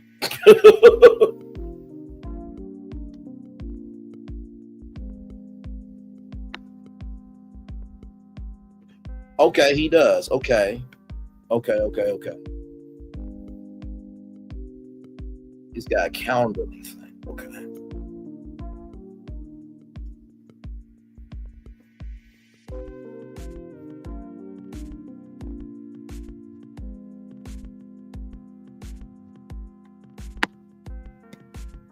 Should have something.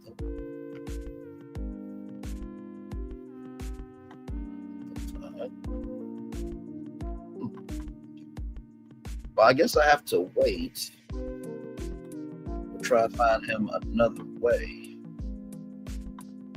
Because I definitely want to get in touch with him.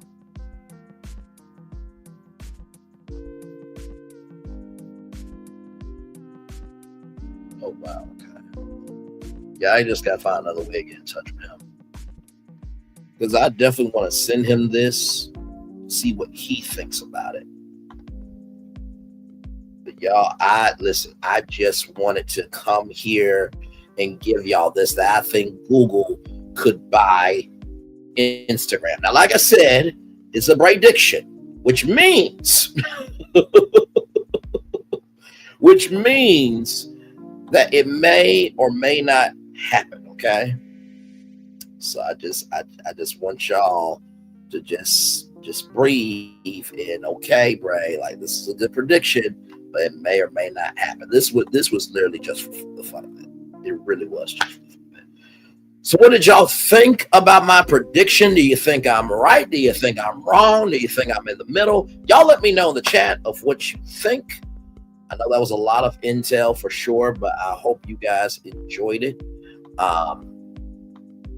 Like I said, I truly believe this is probably one of the most intensive lives that I've ever done. Thank you guys for the 11 likes. I appreciate it. I think this is one of the most intensive lives I've ever done, because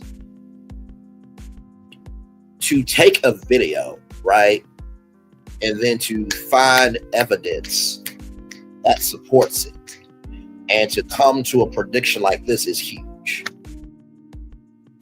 Now, of course, like I said, this is not canon. Now, if I get an email from Google saying, hey, that video that you did of Instagram up for sale, you know, we're not going to let you monetize on it, but we'll let you keep it on the platform. If that happens, then that's canon, okay?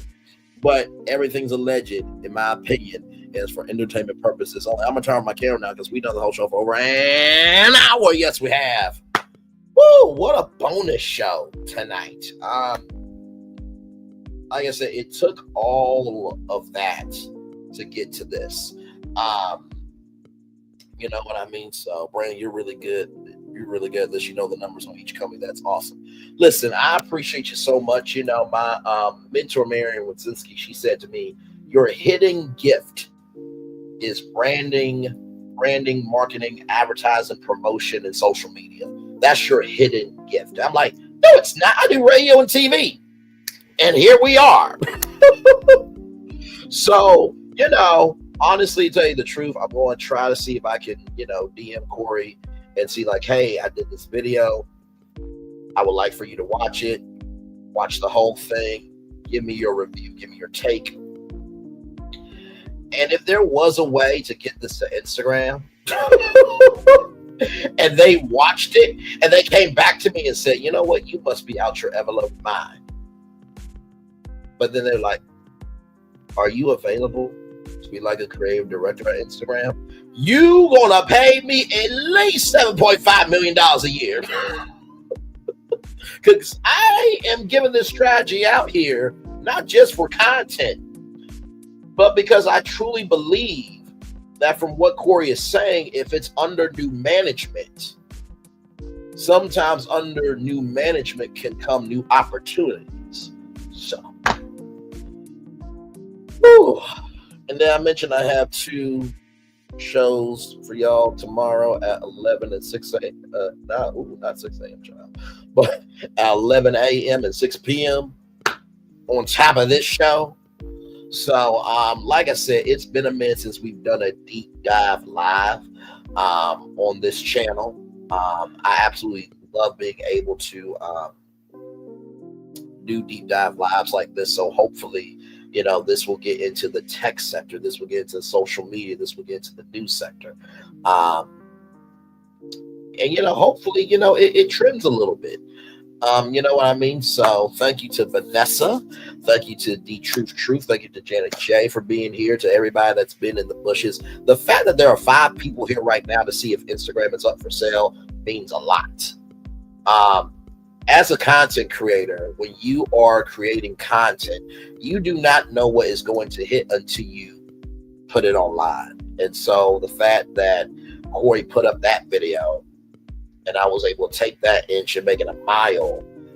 And as you can see, my media brain is my media brain for a reason, because I was going at 100 miles an hour.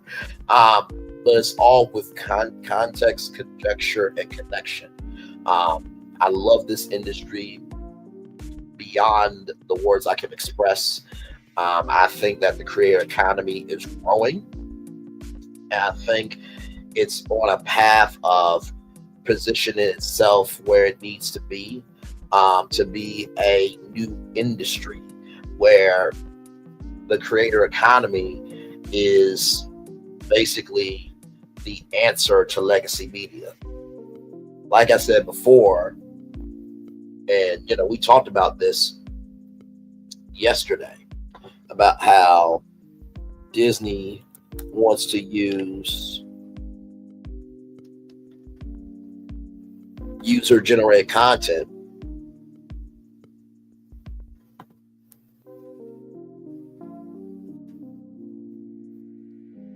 right here. Disney executives consider adding user-generated content to Disney Plus. Right here, many think of, by the way, this comes to us from Watch What's on Disney Plus. Many people think YouTube is that. Many people think at. Hang on, let me come on camera. Maybe that might help. Here we go. Many people think of YouTube as just something you might watch on your phone, but more and more people, including myself, watch a lot of YouTube on their main televisions. Throw in the success of YouTube TV, which is the largest cable light provider in the United States. Now the platform that is known for hosting known best for hosting user-generated content has almost 10% of all television viewing in the United States. This is causing much dismay among executives at studios like Disney, with different strategies coming into play. Some are ignoring the situation, while Disney is trying to engage with younger audiences by making its shows from Disney Junior and the Disney Channel available on YouTube.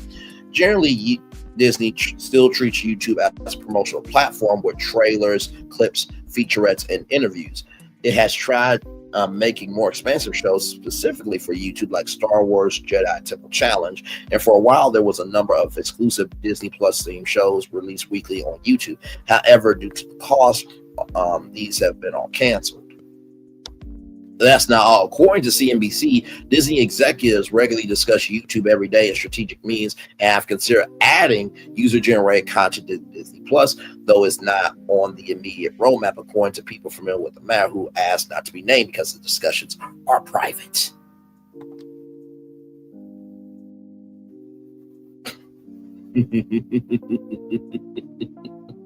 Now, imagine, hey, you know what? We need content at Disney. Oh my God, maybe Disney and Instagram do a content partnership. Oh my God, if you upload content onto Instagram and we like it, we'll give you a Disney Plus deal for your content to air on Disney Plus.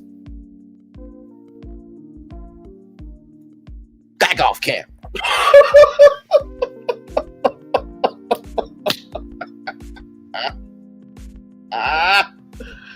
Woo, man.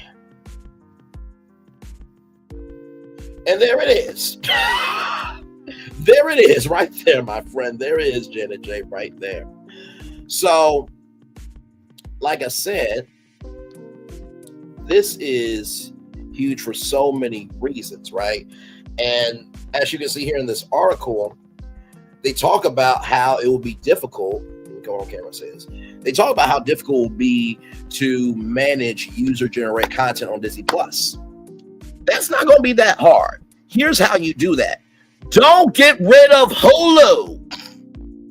Hulu plus live TV is folding into Fubo television, in case you did not know. There's supposed to be a streaming service called VIT Sports.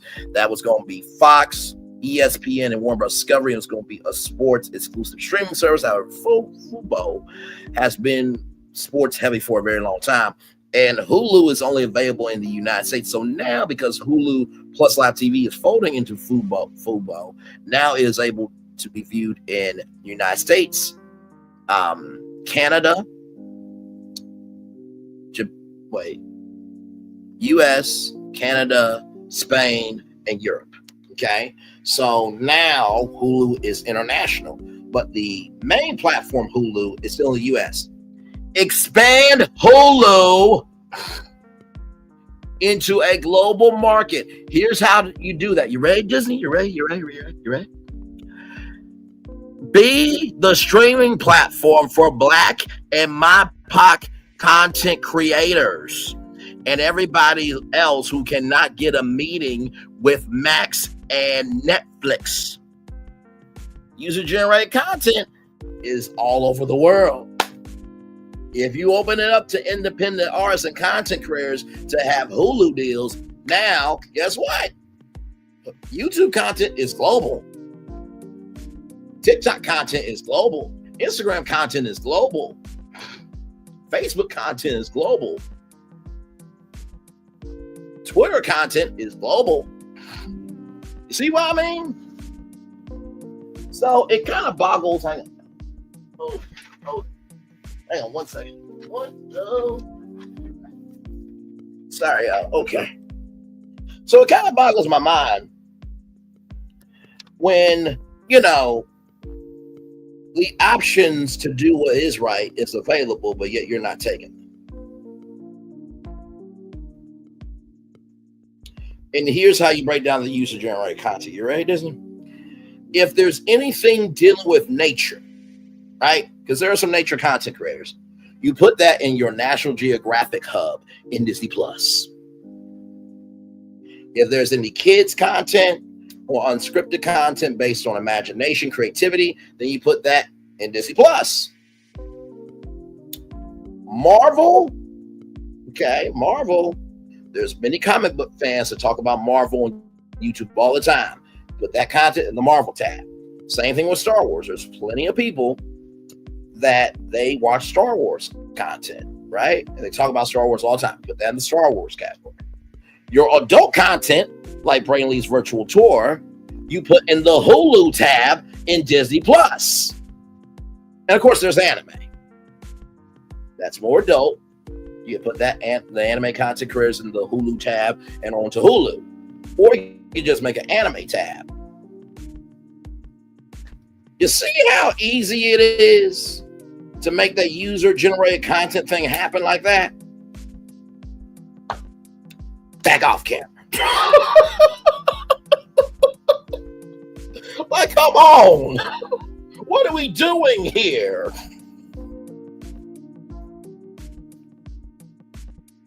Like, honestly, I just gave Google a chance to make more money for free.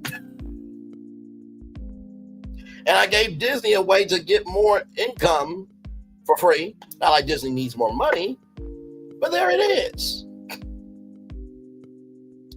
And this is why I do what I do.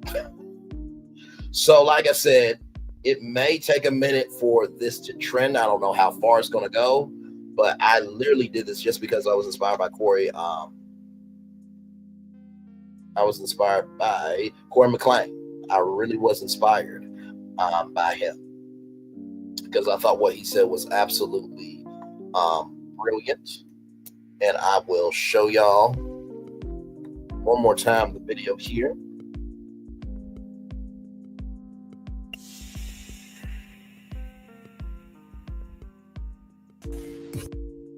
Everyone's wondering why the CEOs of America's largest tech companies were present today at President Trump's inauguration. And each of those CEOs' presence at President Trump's inauguration is actually confirmation to me that things are possibly going in a direction that they don't like, and they probably need some help to maintain the status quo. You probably didn't know this, but in 2024, the U.S. Department of Justice filed a suit against Apple for violating antitrust laws. And in September of 2023, the Federal Trade Commission and 18 states' attorney generals also filed a lawsuit against Amazon. But the biggest one is probably the fact that Google has successfully been sued by the Department of Justice for monopolizing search, advertising, and other digital markets. And one of the suggested remedies by the Department of Justice is that Google be made to sell Chrome, their browser. And if we took the time to look into the details of each of these legal suits right now, we would probably find that the Department of Justice and the FTC is taking a very strong stance when it comes to breaking up each of these companies. And so that brings us to the next antitrust lawsuit, which is the most important for us right now. And that's the fact that the Federal Trade Commission is suing Meta Platforms, Inc. for antitrust violations. The lawsuit alleges that Meta used anti-competitive mergers to gain monopoly power, specifically when they purchased WhatsApp in 2014 and their purchase of Instagram in 2012. Just a few years ago, Facebook went through a major restructuring and rebranding, and they became Meta, and Facebook was reduced to a simple platform or product that was owned by Meta, along with Instagram, WhatsApp, Messenger, Oculus, MetaQuest, Meta Portal, Ray-Ban Stories, Horizon Worlds, Workplace, Meta Ads Manager, Meta Business Suite, WhatsApp, and some others. It may seem like an insignificant detail, but I think it's critical to the way they chose to structure their business. At the time of this restructuring, I think they may have been trying to position themselves so they could be in a position of strength like Apple, because Apple had not yet had a lawsuit filed against them for violating antitrust laws or creating a monopoly, because they too have several products that they own: the iPhone, the iPad, Apple Watch, Apple TV, and the list goes on. And when you look at those different products, there's literally no way that you can break up Apple and say, hey, you have to sell off the iPhone or iPad. The only thing they could possibly do is say, hey, you have to give third parties access to the App Store, or give people the ability to download apps from third-party app providers without going through your app store. And if that was the case, then Facebook would simply be able to argue, well, we give people access to our platforms to tie in with their APIs. We don't have a closed garden. But then Apple got hit with their case. And so that argument is probably not going to hold up in court. And there are some arguments that the judge has already said Meta's not allowed to use. So why is this important? Because the FTC is actively seeking to force Meta to sell Instagram. Now, the reason this is huge for content creators is because if Instagram is sold by Meta, that means that it's going to have a new owner, obviously, but those new owners can actually institute a new policy as far as content moderation. Now, we all know that Meta has taken this free speech stance lately, and so people are able to post political content again, and there have even been examples of certain things that people are allowed to say on Facebook and Instagram now that they previously were not allowed to say. But if Meta is forced to sell Instagram, one thing that's most likely to almost certainly happen is that ad costs will go down for Instagram and for Facebook, because instead of Instagram and Instagram Reels just being another placement, it'll be a completely different competing platform. And not only will it have these huge ramifications for ad costs going down, which is a good thing, it's definitely going to hit Facebook monetization, because Facebook does have the content monetization tool where creators get paid for statuses, posts, and videos that they upload to the platform. But if Facebook is no longer earning revenue from advertisers who are looking to reach people who use Instagram, that's definitely going to affect whether they offer that program or not. And they will most likely cut it immediately if they have to sell Instagram. And then there's the fact that if Meta is forced to sell Instagram, it's going to be like that one restaurant in town that everybody stopped going to and it closed down temporarily, but then it reopened under new management, and they have this big sign out front under new management. Everybody's saying, hey, you know what? I'm going to give them a try because it's under new management. You go in and you see that the place has been redesigned, remodeled. There's a new layout. There's a new menu. The staff has been replaced. People are kinder. Service is better. And so the restaurant could turn around. And with the potential TikTok ban still hanging over our heads, Instagram would be in a position, if Meta were forced to sell it in the future, to where they could position themselves as the TikTok replacement, because they're the closest thing to it in America right now when you look at the surface of the app. Now, when we talk about the algorithm and the culture of the platform, it's the furthest thing from it. But then again, new management can come in and redirect the platform so that it comes more closely in line with what the populace is actually looking for. And if that's the case, I think that a lot of TikTok creators would actually consider going to Instagram. I think that a lot of people who just use TikTok on a regular basis would actually prefer Instagram. And I think that Instagram would actually come out as a dominant player in the social media field. Because let's face it, as far as social media goes, TikTok was beating Facebook and Instagram. Instagram and Facebook were working together to stave off TikTok, but Instagram was doing most of the heavy lifting. And if Instagram is separated from Facebook, then Facebook will now have to compete against the platform that saved it from TikTok. And I don't see Facebook surviving that. And it's important that I mention right now that it's not just Instagram. You have to think about Threads and their new CapCut-like app that they're planning to release called Edits. These are not just platforms that they're looking to roll out to compete with Twitter and so forth. And it's my opinion that this is all strategic to put them in a unique position so that in the event they do lose at trial and the Department of Justice is going to make that recommendation to sell Instagram, and let's just say that the judge says you need to sell Instagram, they can appeal that judgment, just like Google is appealing their judgment about Chrome, and they can argue we're an ecosystem of apps similar to Apple and Apple products, and we shouldn't be forced to sell, because you wouldn't make Apple get rid of the iPhone or get rid of the iPad.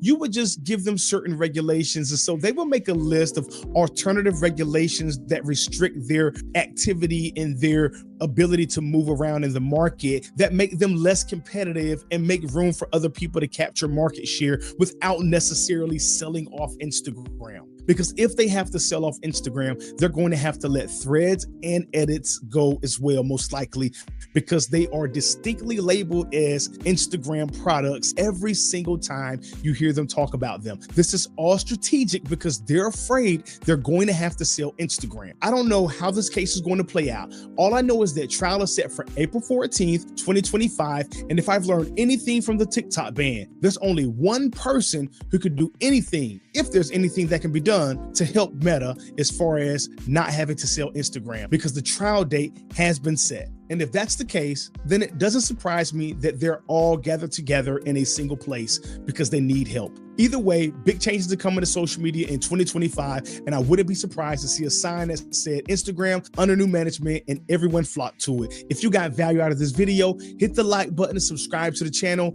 Turn on notifications so you never miss a video. And as always, take care, have a good day, and I'll see you in the next video where I go in detail about how the TikTok ban is actually already impacting Facebook and Instagram. There it is. Hey, Nikki News on Narcissism. Good to see you, my friend. Corey, get his name up here. Corey McLean just talked about how there could be a possibility that Meta sells Instagram. So I made a prediction that Google will buy Instagram and will incorporate it into YouTube, where there was a platform called Instagram TV where you were able to upload 1 hour videos. TikTok has been experimenting with 1 hour uploads.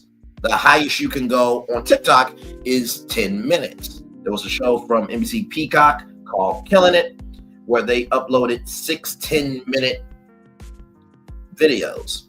You put that together, that's a 60-minute upload. They are recognizing now that long-form content has a higher retention rate than short-form content, because short-form content, once you put up that short, they're looking for the next one. So what if you get mentally burned out, drained, and tired of always trying to capture the attention in a minute?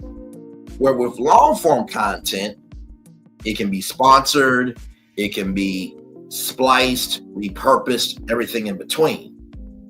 So that's why I have Instagram up for sale, that Google will buy Instagram, because Google tried to do Google Plus as a social media platform. That closed down. Google has been trying to find their foothold in the world of social media. So if YouTube Shorts is a spinoff and competitor to TikTok, and Instagram Reels have went from 90-second uploads to 3-minute uploads,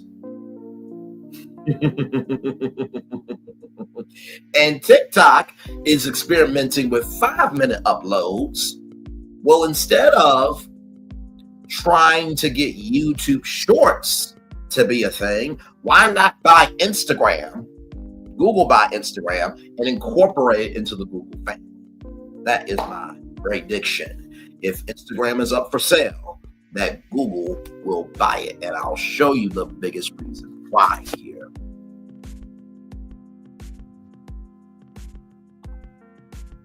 Right here, if you look right here at my media map from my man Evan Shapiro, Instagram has 2.5 billion monthly active users. If we go over to Alphabet, which is Google, right? YouTube has 2.5 billion monthly active users. Bring in YouTube TV, bring in YouTube Music. There it is. And watch this, watch this, watch this. Remember when I said for Instagram TV that you could do 60-minute uploads, right?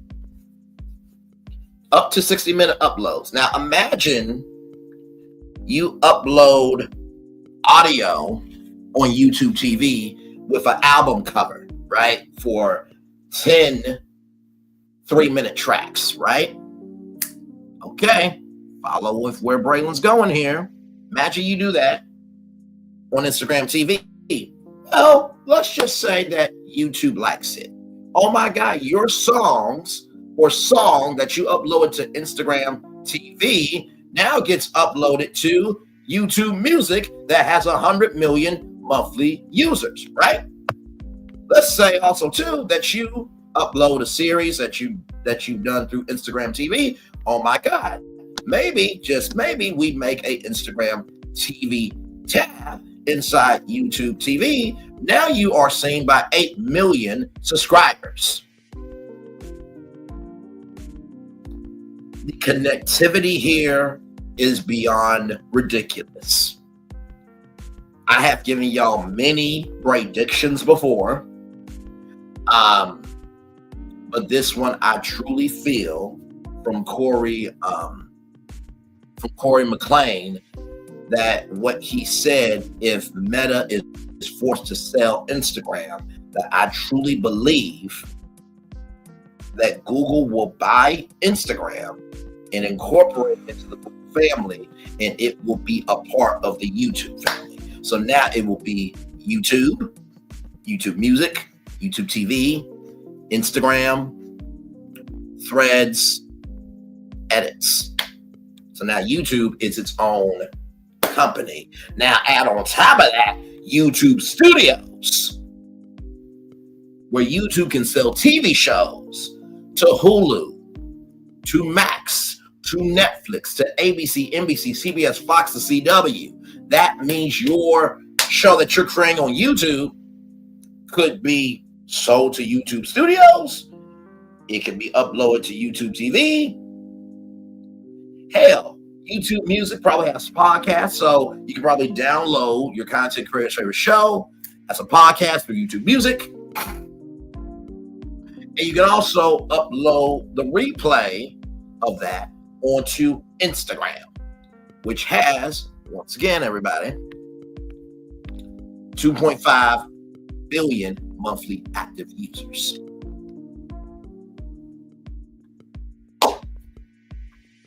This is what I do. This is what I do. This is what I do. So, I'm gonna be here with y'all as long as I can. I'm gonna try to keep it to maybe 2 hours and 30 minutes because I don't want the video to be too long, because I do want people to be able to consume this one, because I did give a lot of intel here. But I do believe that this is a very strong prediction in the media space. Y'all know we are a media-based channel. We cover media, culture, and human interest stories through the power of being Black, not just as our lens, but as our foundation. I truly do believe that this prediction of Google buying Instagram is real. I truly believe this through my bones. If you missed out on all of the intel leading up to it, believe me, go back and watch it, and you will be floored at how this prediction has been in front of your face the whole time. And I do mean the whole time. So, yes, indeed. So we're just here chilling out right now. I think I'm going to try to take it to 2 hours and 30 minutes. But yeah, glad to have all of you here. Like I said, Nikki News on Narcissism. Thank you for being here. Janet J, thank you for being here as well. The Truth, thank you for being here. And Vanessa, thank you for being here as well. So that's what we're doing.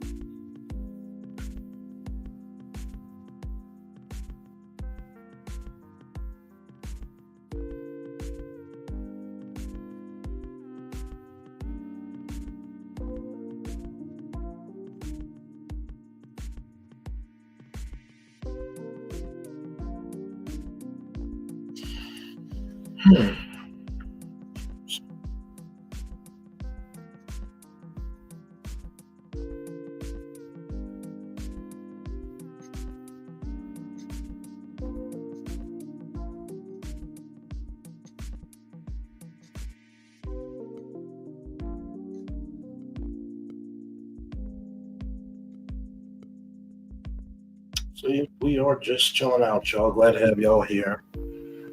Ooh, man. Like I said, the amount of research this took, believe me, leading up to 6 o'clock, I kept finding links to add to the description box. Like, it was just like a my Russian wind. It truly, truly was. So, like I said, I do hope that you guys really take this in. And like I said, I want you to leave your thoughts, your perspective, your inquiries in the comment section below, because I do believe that this is a conversation that's worth having. Like I said, shout out to Corey. Hey, welcome in. It is what it is. Not surprised. As a man thinketh, so is he. I mean, what else needs to be said? You know what I mean? So, but yeah. It's good to see you, Swamp Talk, by the way. Swamp Talk Louisiana Chick is a content creator. Like, comment, share, subscribe to her. Also, Nikki News on Narcissism is also a content creator as well. Like, comment, share, subscribe to Nikki News on Narcissism as well. Yes, indeed.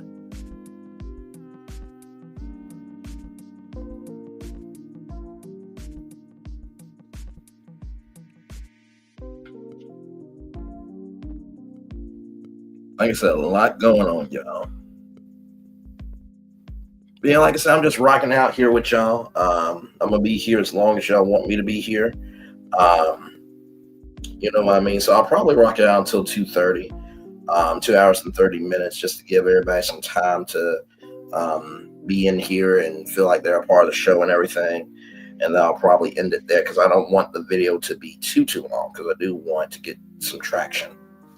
And I've come to recognize the longer that you have your video, the shorter time that people will watch it. But if it's good content, people will sit there for 2 hours and watch it, or 3 hours. So yes, indeed.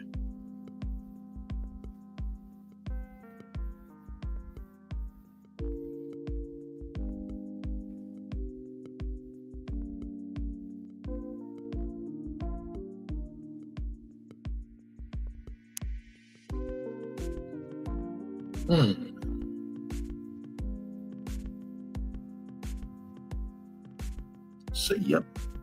Well, while we are here, we're going to take a little commercial break, and we'll be back with more Virtual Tour Live right after this, everybody.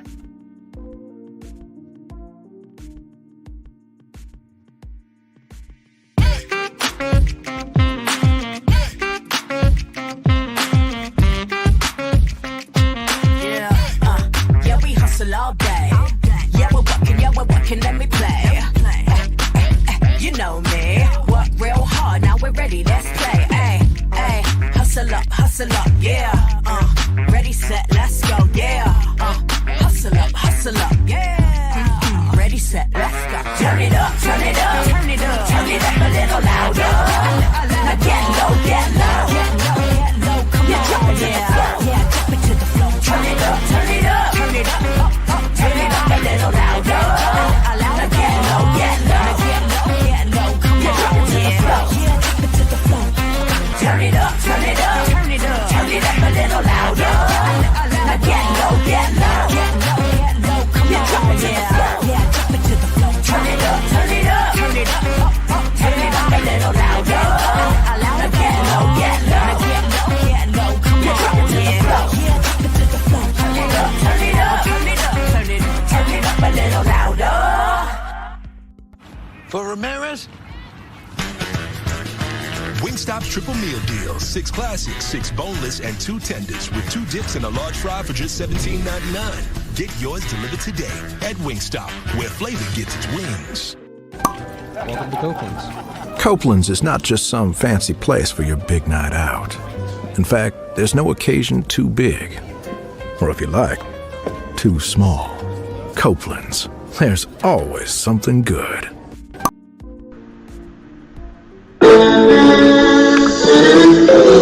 Sweet morning dew, one look at you, and it was plain to see you were my best value. I come from nothing. Our fun is your fun. Welcome to the celebration.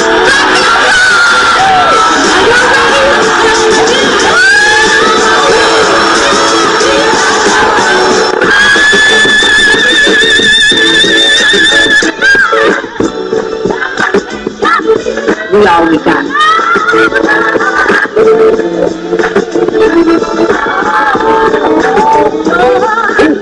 that. Don't you leave here to go for happiness. I want you to leave here to show.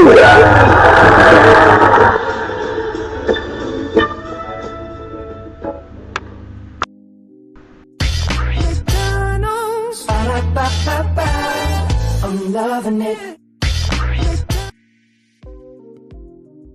And I'm loving y'all right back, rather. Welcome back in to Braylon Lee's Virtual Tour Live. We are live on tour. Glad to have all of you here. We're talking about, could Instagram be up for sale? Now, Corey McLean said that there could be an opportunity down the line that the government may force Meta to sell Instagram. And so I was like, okay, that's an interesting concept, interesting thought, interesting perspective. Let's dig into it. So I made the prediction that Google will buy Instagram, incorporate into YouTube, where if you've uploaded music to Instagram TV, it can be part of YouTube Music. Of course, cross-pollination between Instagram and YouTube, where if you do a live stream on Instagram, you can also simulcast it to YouTube, and vice versa. If you do YouTube, you can also simulcast it to Instagram. And of course, you can also be on YouTube TV, because YouTube has 2.5 billion monthly active users, just like Instagram has 2.5 billion monthly active users. So we are live on tour talking about that. Glad to have all of you here in the building with me. Storm Talk says, we need to be prepared for the worst. I don't think our people are understanding what he's doing, how it's going to affect them. I agree with that. For sure. I think that there are some people that are thinking it's better to not know and it's better to not know and not be afraid rather than being afraid and not living. And I do believe what we don't pay attention to can destroy us. So I fully agree with you, Swamp Talk, for sure. So yes, indeed. With that being said, everybody, here's a little sneak peek of something that we've been talking about. Yes, indeed. Let me bring it up here. As you guys know, Epic Universe is opening up on May 22nd, 2025. And in case you need just a little excitement, just a little excitement, roll it. Whoa, what is that? What the heck is that? Nina? Come to me. Me away?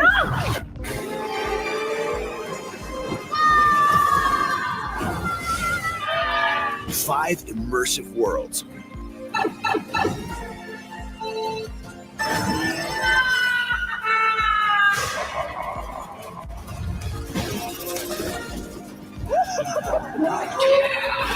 One amazing theme park.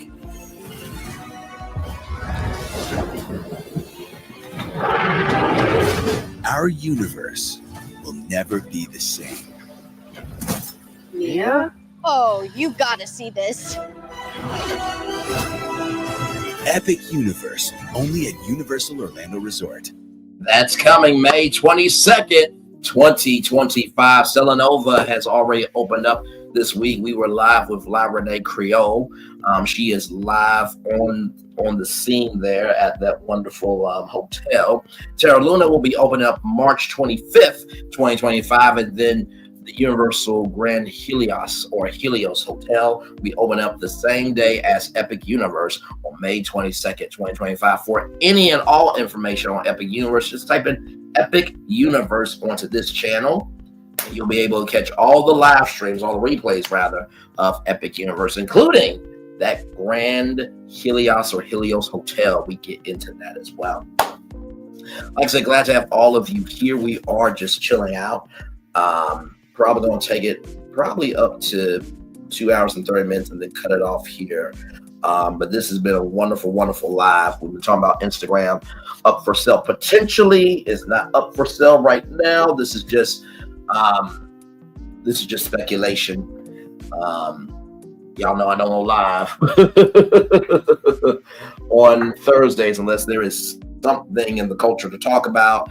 And Corey brought something that I thought the culture might need to know about. So I'm like, why not go live? So, and plus it's been a minute since we've done a deep dive live here on this channel, our channel. And yeah, so.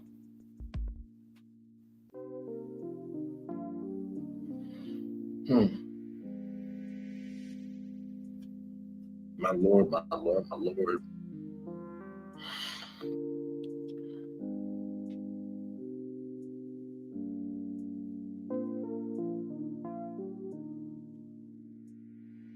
So yes, indeed. I'll probably do the Daily Move around 2:20, and then we'll take it on out of here. But I really do hope y'all enjoyed it. So basically, to recap it for you all, Corey McLean said that Instagram might be up for sale if the government forces Meta to sell it. And I just thought, okay, why not? So gave you a lot of intel that all led up to my prediction that I believe Google will buy Instagram and bring it into the YouTube family, where if you upload a video onto Instagram TV, you can bring that upload over here to YouTube for replay, to reach your audience on YouTube, and vice versa. If you make a video on YouTube, you can also upload it to Instagram, cross promotion there. You can also upload a track or tracks to Instagram TV, just audio, That can be a part of YouTube Music or Creator Music, even to get those artists their bags. And also too, you could be on YouTube TV, YouTube Studios, that could sell TV shows from YouTube and Instagram to Hulu, Netflix, Max, ABC, NBC, CBS, Fox, CW, and other cable networks. So that is my prediction, that if Instagram was up for sale, that Google would buy Instagram, because they tried to do Google Plus years back. And so they've always tried to find a way into the social media space. So there it is there. So thank you to everybody for being here. Gonna get the Daily Motivator up for you all at 2:20. Oh man, this was a live right here. Oh my Lord, my Lord, my Lord. Oh, I might have to come on camera for this one right here, y'all, because this motivator that we're about to get into, I think I actually did this today. So give me one moment here, if you will, please. Thank you all. Hang on 1 second, y'all.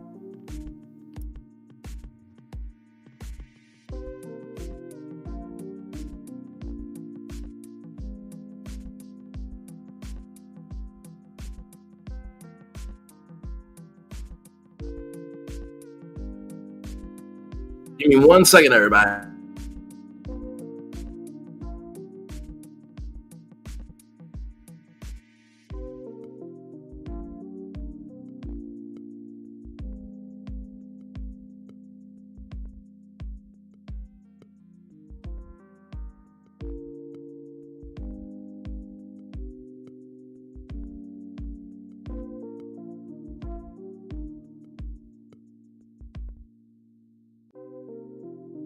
All right, I'm BACK. Let's get the Daily Motivator up here for you good people. Yes, indeed. Here we go. Here we go. Here we go. With the Daily Motivator. Yes, indeed. The philosophy of 1 century is the common sense of the next. Henry Ward Beecher. Very nicely done, good sir. All right, y'all, let me get my camera on so we can read this Daily Motivator together. Yes, indeed. Oh, excuse me. I'm so sorry. A lot going on when you're on tour. All right. Here we go. Hey. Glad to have y'all here. So let's get to the begin and doing what we do. It's time for the Daily Motivator for Thursday, January 23rd, 2025. Opportunity of now. Within an arm's length of where you are right now exists limitless opportunities to create value. Breathe deeply, smile lovingly, and just do it. The moment you're in offers more than enough. Wherever you find yourself is an ideal place from which to move forward. Instead of punishing yourself with regret, delight yourself with the possibilities. Get busy creating and living the beauty and opportunity of now. Yes, you are ready to be your best. Let go of the doubts and let it happen. You can create your very own future. Indeed, you're already doing so. Take this opportunity to fill it with what you know to be good and valuable and meaningful. There's immense beauty in you that you have not permitted yourself to see. Let it come to the surface, share with the world, and live the joy of discovery that beauty continues to unfold. Ralph Wilson. Let's talk about this, the opportunity of now. Like I said, I usually don't go live on Thursdays unless there's something in the culture to talk about, or if I believe there could be a conversation for the culture to talk about. And I think this live did it. Now, like I said, will Google actually buy Instagram? I don't know. Your guess is as good as mine. But also, too, we got a convicted felon in the White House. So, anything can happen.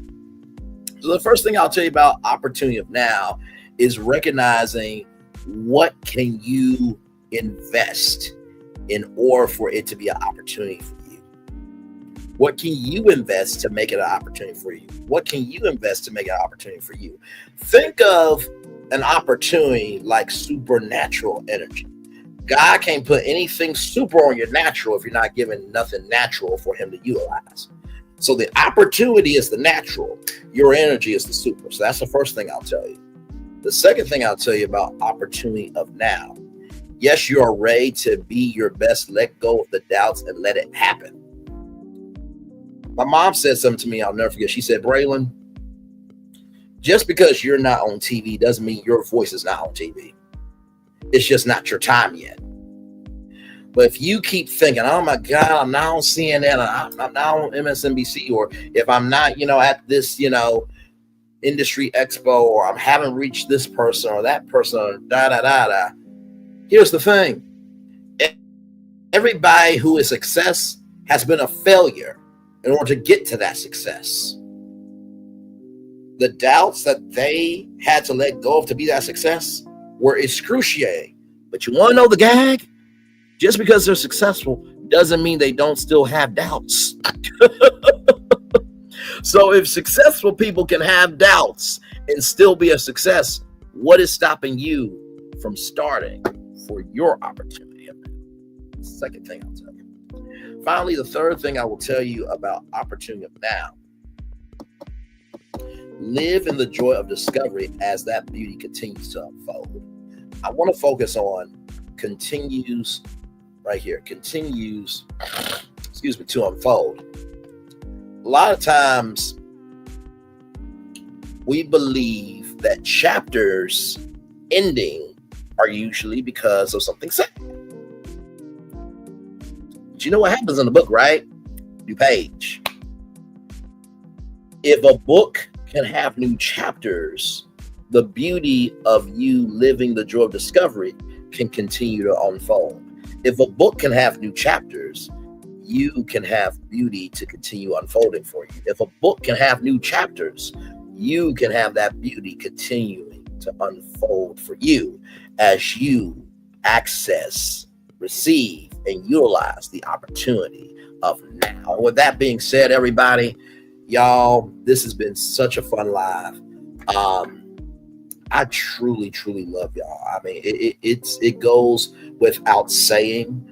I miss my Captain Venus every damn day. It's not the same without her. And, I do pray that YouTube does the right thing because her voice matters. It's always, and this is no shade, but if you pick it up, it must be true about your ass to some damn degree. It's always the ones with the most subscribers that might get the most attention, but their content's not quality. It's always the least of these that they may not have the most subscribers, but their quality is on point. Once you recognize that for yourselves there. So as we continue to chill out here, I want to thank everybody for being here. Nikki Muse or Narcissism, thank you so much. Like, comment, share, subscribe to her. She is a content creator. Swamp Talk Louisiana Chick 318 is also a content creator. Janet J is a great subscriber. Much love to her. D Truth, much love to you as well. And Vanessa, thank you. Like I said, tomorrow morning, I'll have a show for you guys at 11 a.m. I already saw some destinations that I've sent to myself on Messenger. So get ready for that. And then, of course, as you guys know, Married to Medicine. Woo, Lord, it's been a good season so far. We got a new review at 6 p.m. Like I said, truly, it means the world to me that you guys see something in me.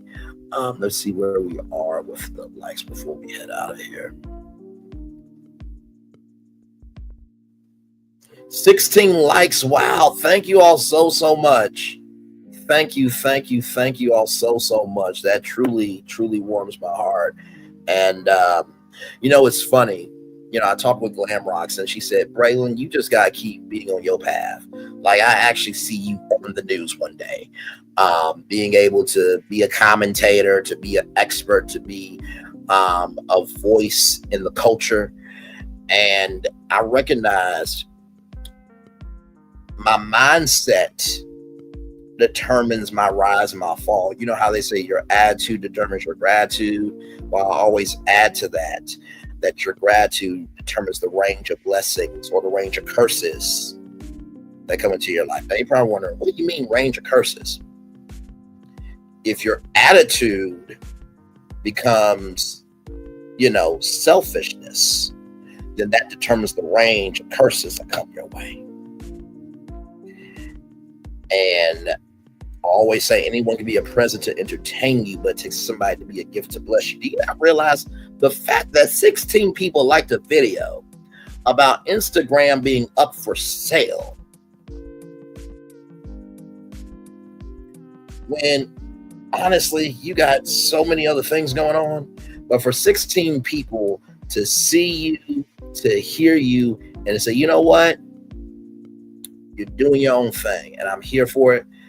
That is more in social weight than having all the accolades, because accolades come and go.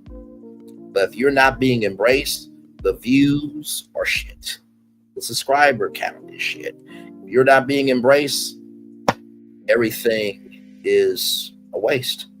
What's the point of a whole man to gain the world just to lose his soul? And with that being said, everybody, it's time for the best outro on YouTube. Know what you do and do what you know. Never say you weren't born special, because you were always born a blessing and trust. You may not be where you want to be, but by the end of it, you'll be where you need to be. Do what you were chosen to do. Last one thing to call yourself is nothing to be chosen. One love, much love, all love.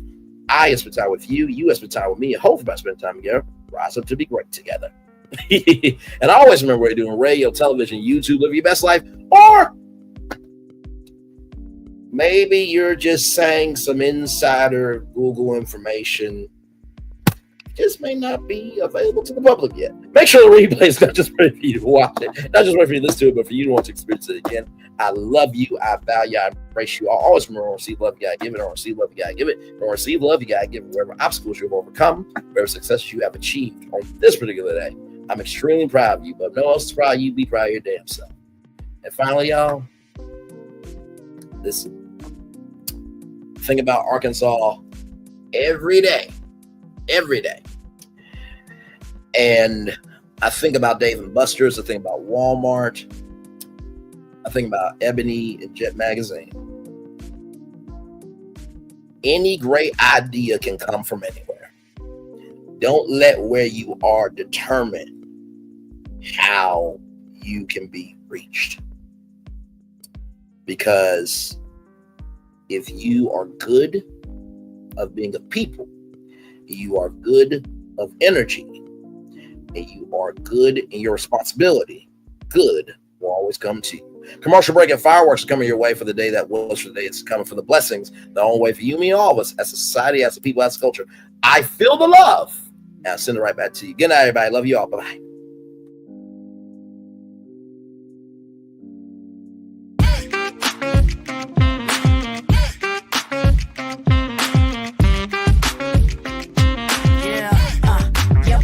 All day. Yeah, we're working, let me play. You know me. Work real hard, now we're ready, let's play. Hustle up, yeah. Ready, set, let's go, yeah. Hustle up, yeah. Ready, set, let's go. Turn it up, turn it up, turn it up, turn it up a little louder. Now get low, get low, come on, drop it to the floor, yeah, drop it to the floor. Turn it up, turn it up, turn it up. Turn it up a little louder. Now get low, get low, come on, drop it to the floor, yeah, drop it to the floor. Turn it up, turn it up, turn it up, turn it up a little louder. Now get low, come on, drop it to the floor, yeah, drop it to the floor. Turn it up, turn it up, turn it up, turn it up a little louder. Now get low, come on, drop it to the floor, yeah, drop it to the floor. Turn it up, turn it up, turn it up, turn it up a little louder.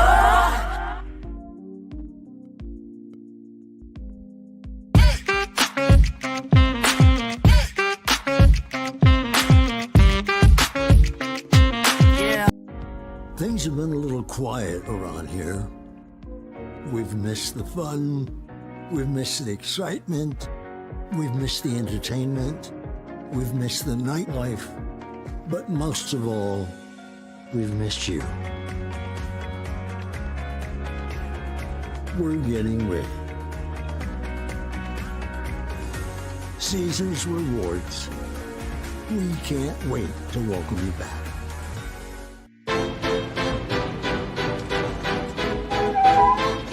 This is for all you multi-talented, multitasking, multi-everything people out there. Take it away. Find your glory, write your story, fearless feet will carry you. Time you own it, take your moment, be a fire burning through. Hustling from night until morning, grinding it out, it won't be long. Feel your power, it's your hour, you inspire, you are strong.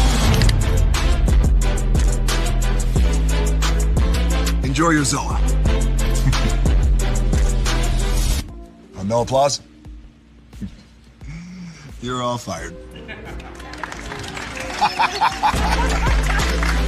Now that you've reached the stage in your life where quality television is important, Nubian TV is a black network that speaks to your lifestyle.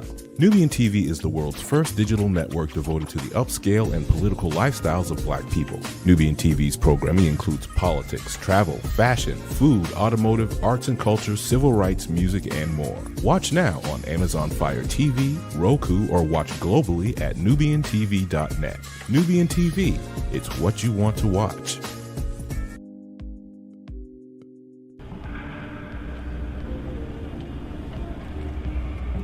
I got a question for you. What does this city know about luxury? Huh?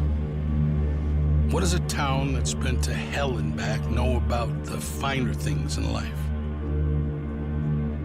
Well, I'll tell you. More than most. You see, it's the hottest fires that make the hardest steel. Add hard work and conviction, and the know-how that runs generations deep in every last one of us. That's who we are. That's our story. Now, it's probably not the one you've been reading in papers, the one being written by folks who've never even been here and don't know what we're capable of. Because when it comes to luxury, it's as much about where it's from as who it's for. Now, we're from America, but this isn't New York City, or the Windy City, or Sin City, and we're certainly no one's Emerald City.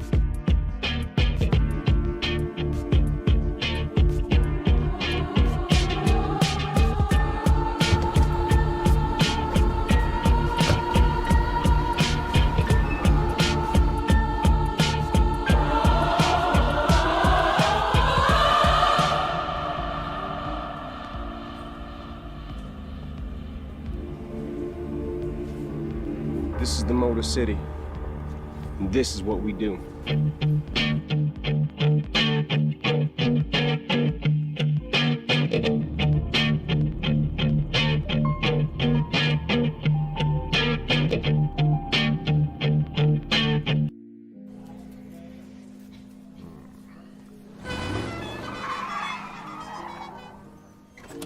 Come with me if you want to live a more delicious life. Oh, maybe we should get in the van. In this world, we don't get to control much. The past, male pattern baldness. Leggies. Got one right now. The urge to puff that bubble wrap. But there is one thing we do get to choose every single day: what we eat. Welcome to the Sonic Department of Research and Deliciousment. We have everything you want, didn't know you wanted, and some things you didn't know were possible. Because we believe if you're not having fun, you're not living free. So come on, let's live a little. Hey, good morning, America.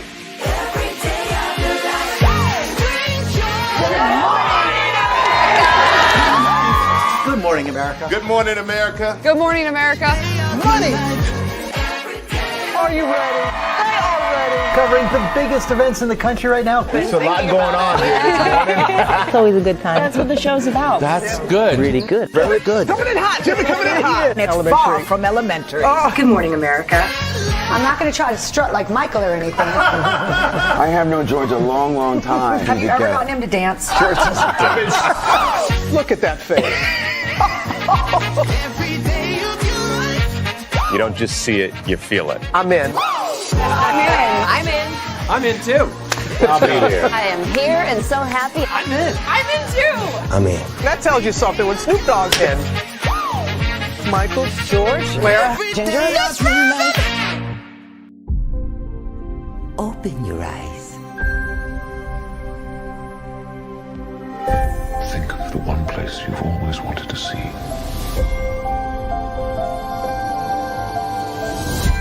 This is where our magic comes from. They say if you dream a thing more than once, please, please, please, it's sure to come true. Everything you see exists together in the great circle of life. There were stories about what happened. It's true.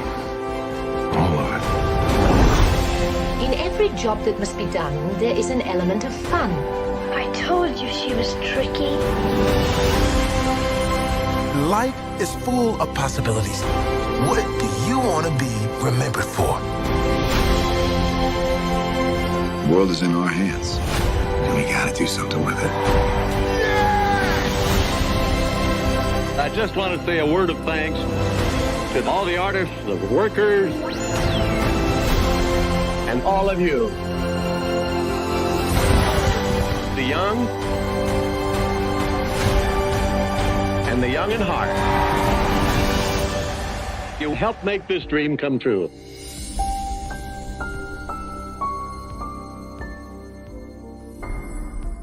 I thought I should tell you they've been talking about you. Yeah, they've been talking about you. They've been talking about the fact that they've done everything they could to stop you and everything they could to block you, but you still win. They've been talking about the fact that they have undermined your success and they have tried to sabotage your seasons, but you keep winning. They've been talking about the fact that even though they don't like each other, they get together to try to kill you, but you keep winning. They've been talking about the fact that you were voted least likely to succeed, but like cream, you keep rising to the top. They've been talking about how they tried to burn your world down, but like the phoenix, you rose from the ashes. They've been talking about you, and you know what they say? Oh, she's just lucky. He's just lucky. But no, you ain't lucky. You're anointed. You got something on you. You got favor on you. You got power on you. You were born to win. Now they can call it luck, but it's grace. They can call it luck, but it's favor. But whatever they call it, it doesn't matter, because you know what God calls you?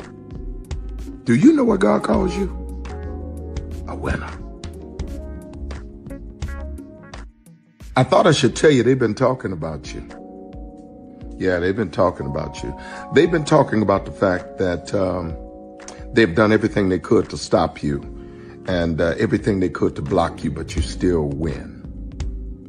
They've been talking about the fact that they have undermined your success and they have tried to sabotage your seasons, but you keep winning.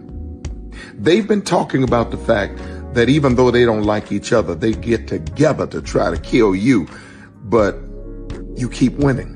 They've been talking about the fact that you were voted least likely to succeed, but like cream, you keep rising to the top.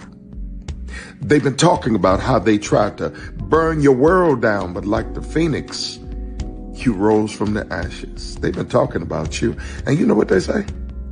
Oh, she's just lucky. He's just lucky. But no, you ain't lucky.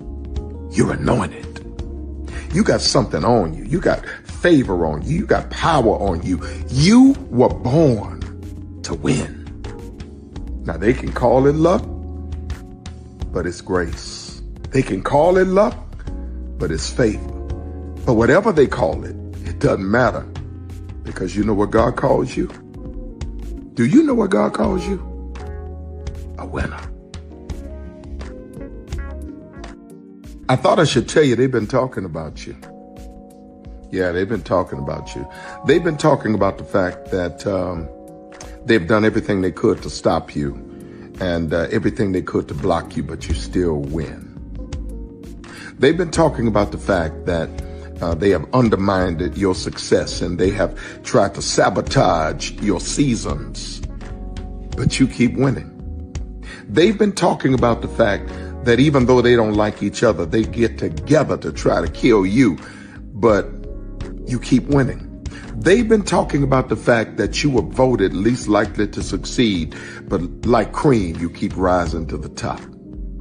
They've been talking about how they tried to burn your world down, but like the phoenix, you rose from the ashes. They've been talking about you. And you know what they say? Oh, she's just lucky. He's just lucky. But no, you ain't lucky. You're anointed. You got something on you. You got favor on you. You got power on you. You were born to win. Now they can call it luck, but it's grace. They can call it luck, but it's favor.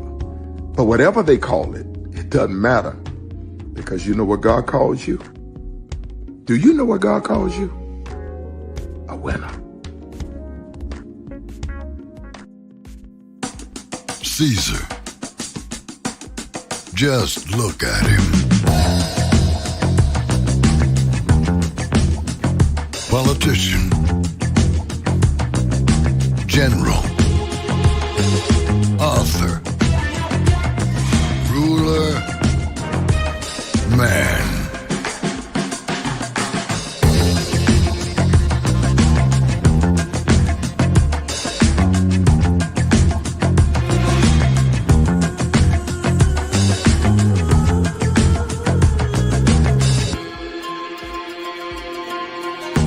Legend has it, he's not only stared into the belly of the beast, he's had it for dinner. Here he's free to relax, or party, or relax, or party, or relax, and party. His is a world of opulence, excess, and the occasional impulse buy. Not one to rest on his laurels, he's famous for ushering in a new age of entertainment. So, for anyone seeking a place where the sun never sets on a good time, all this awaits.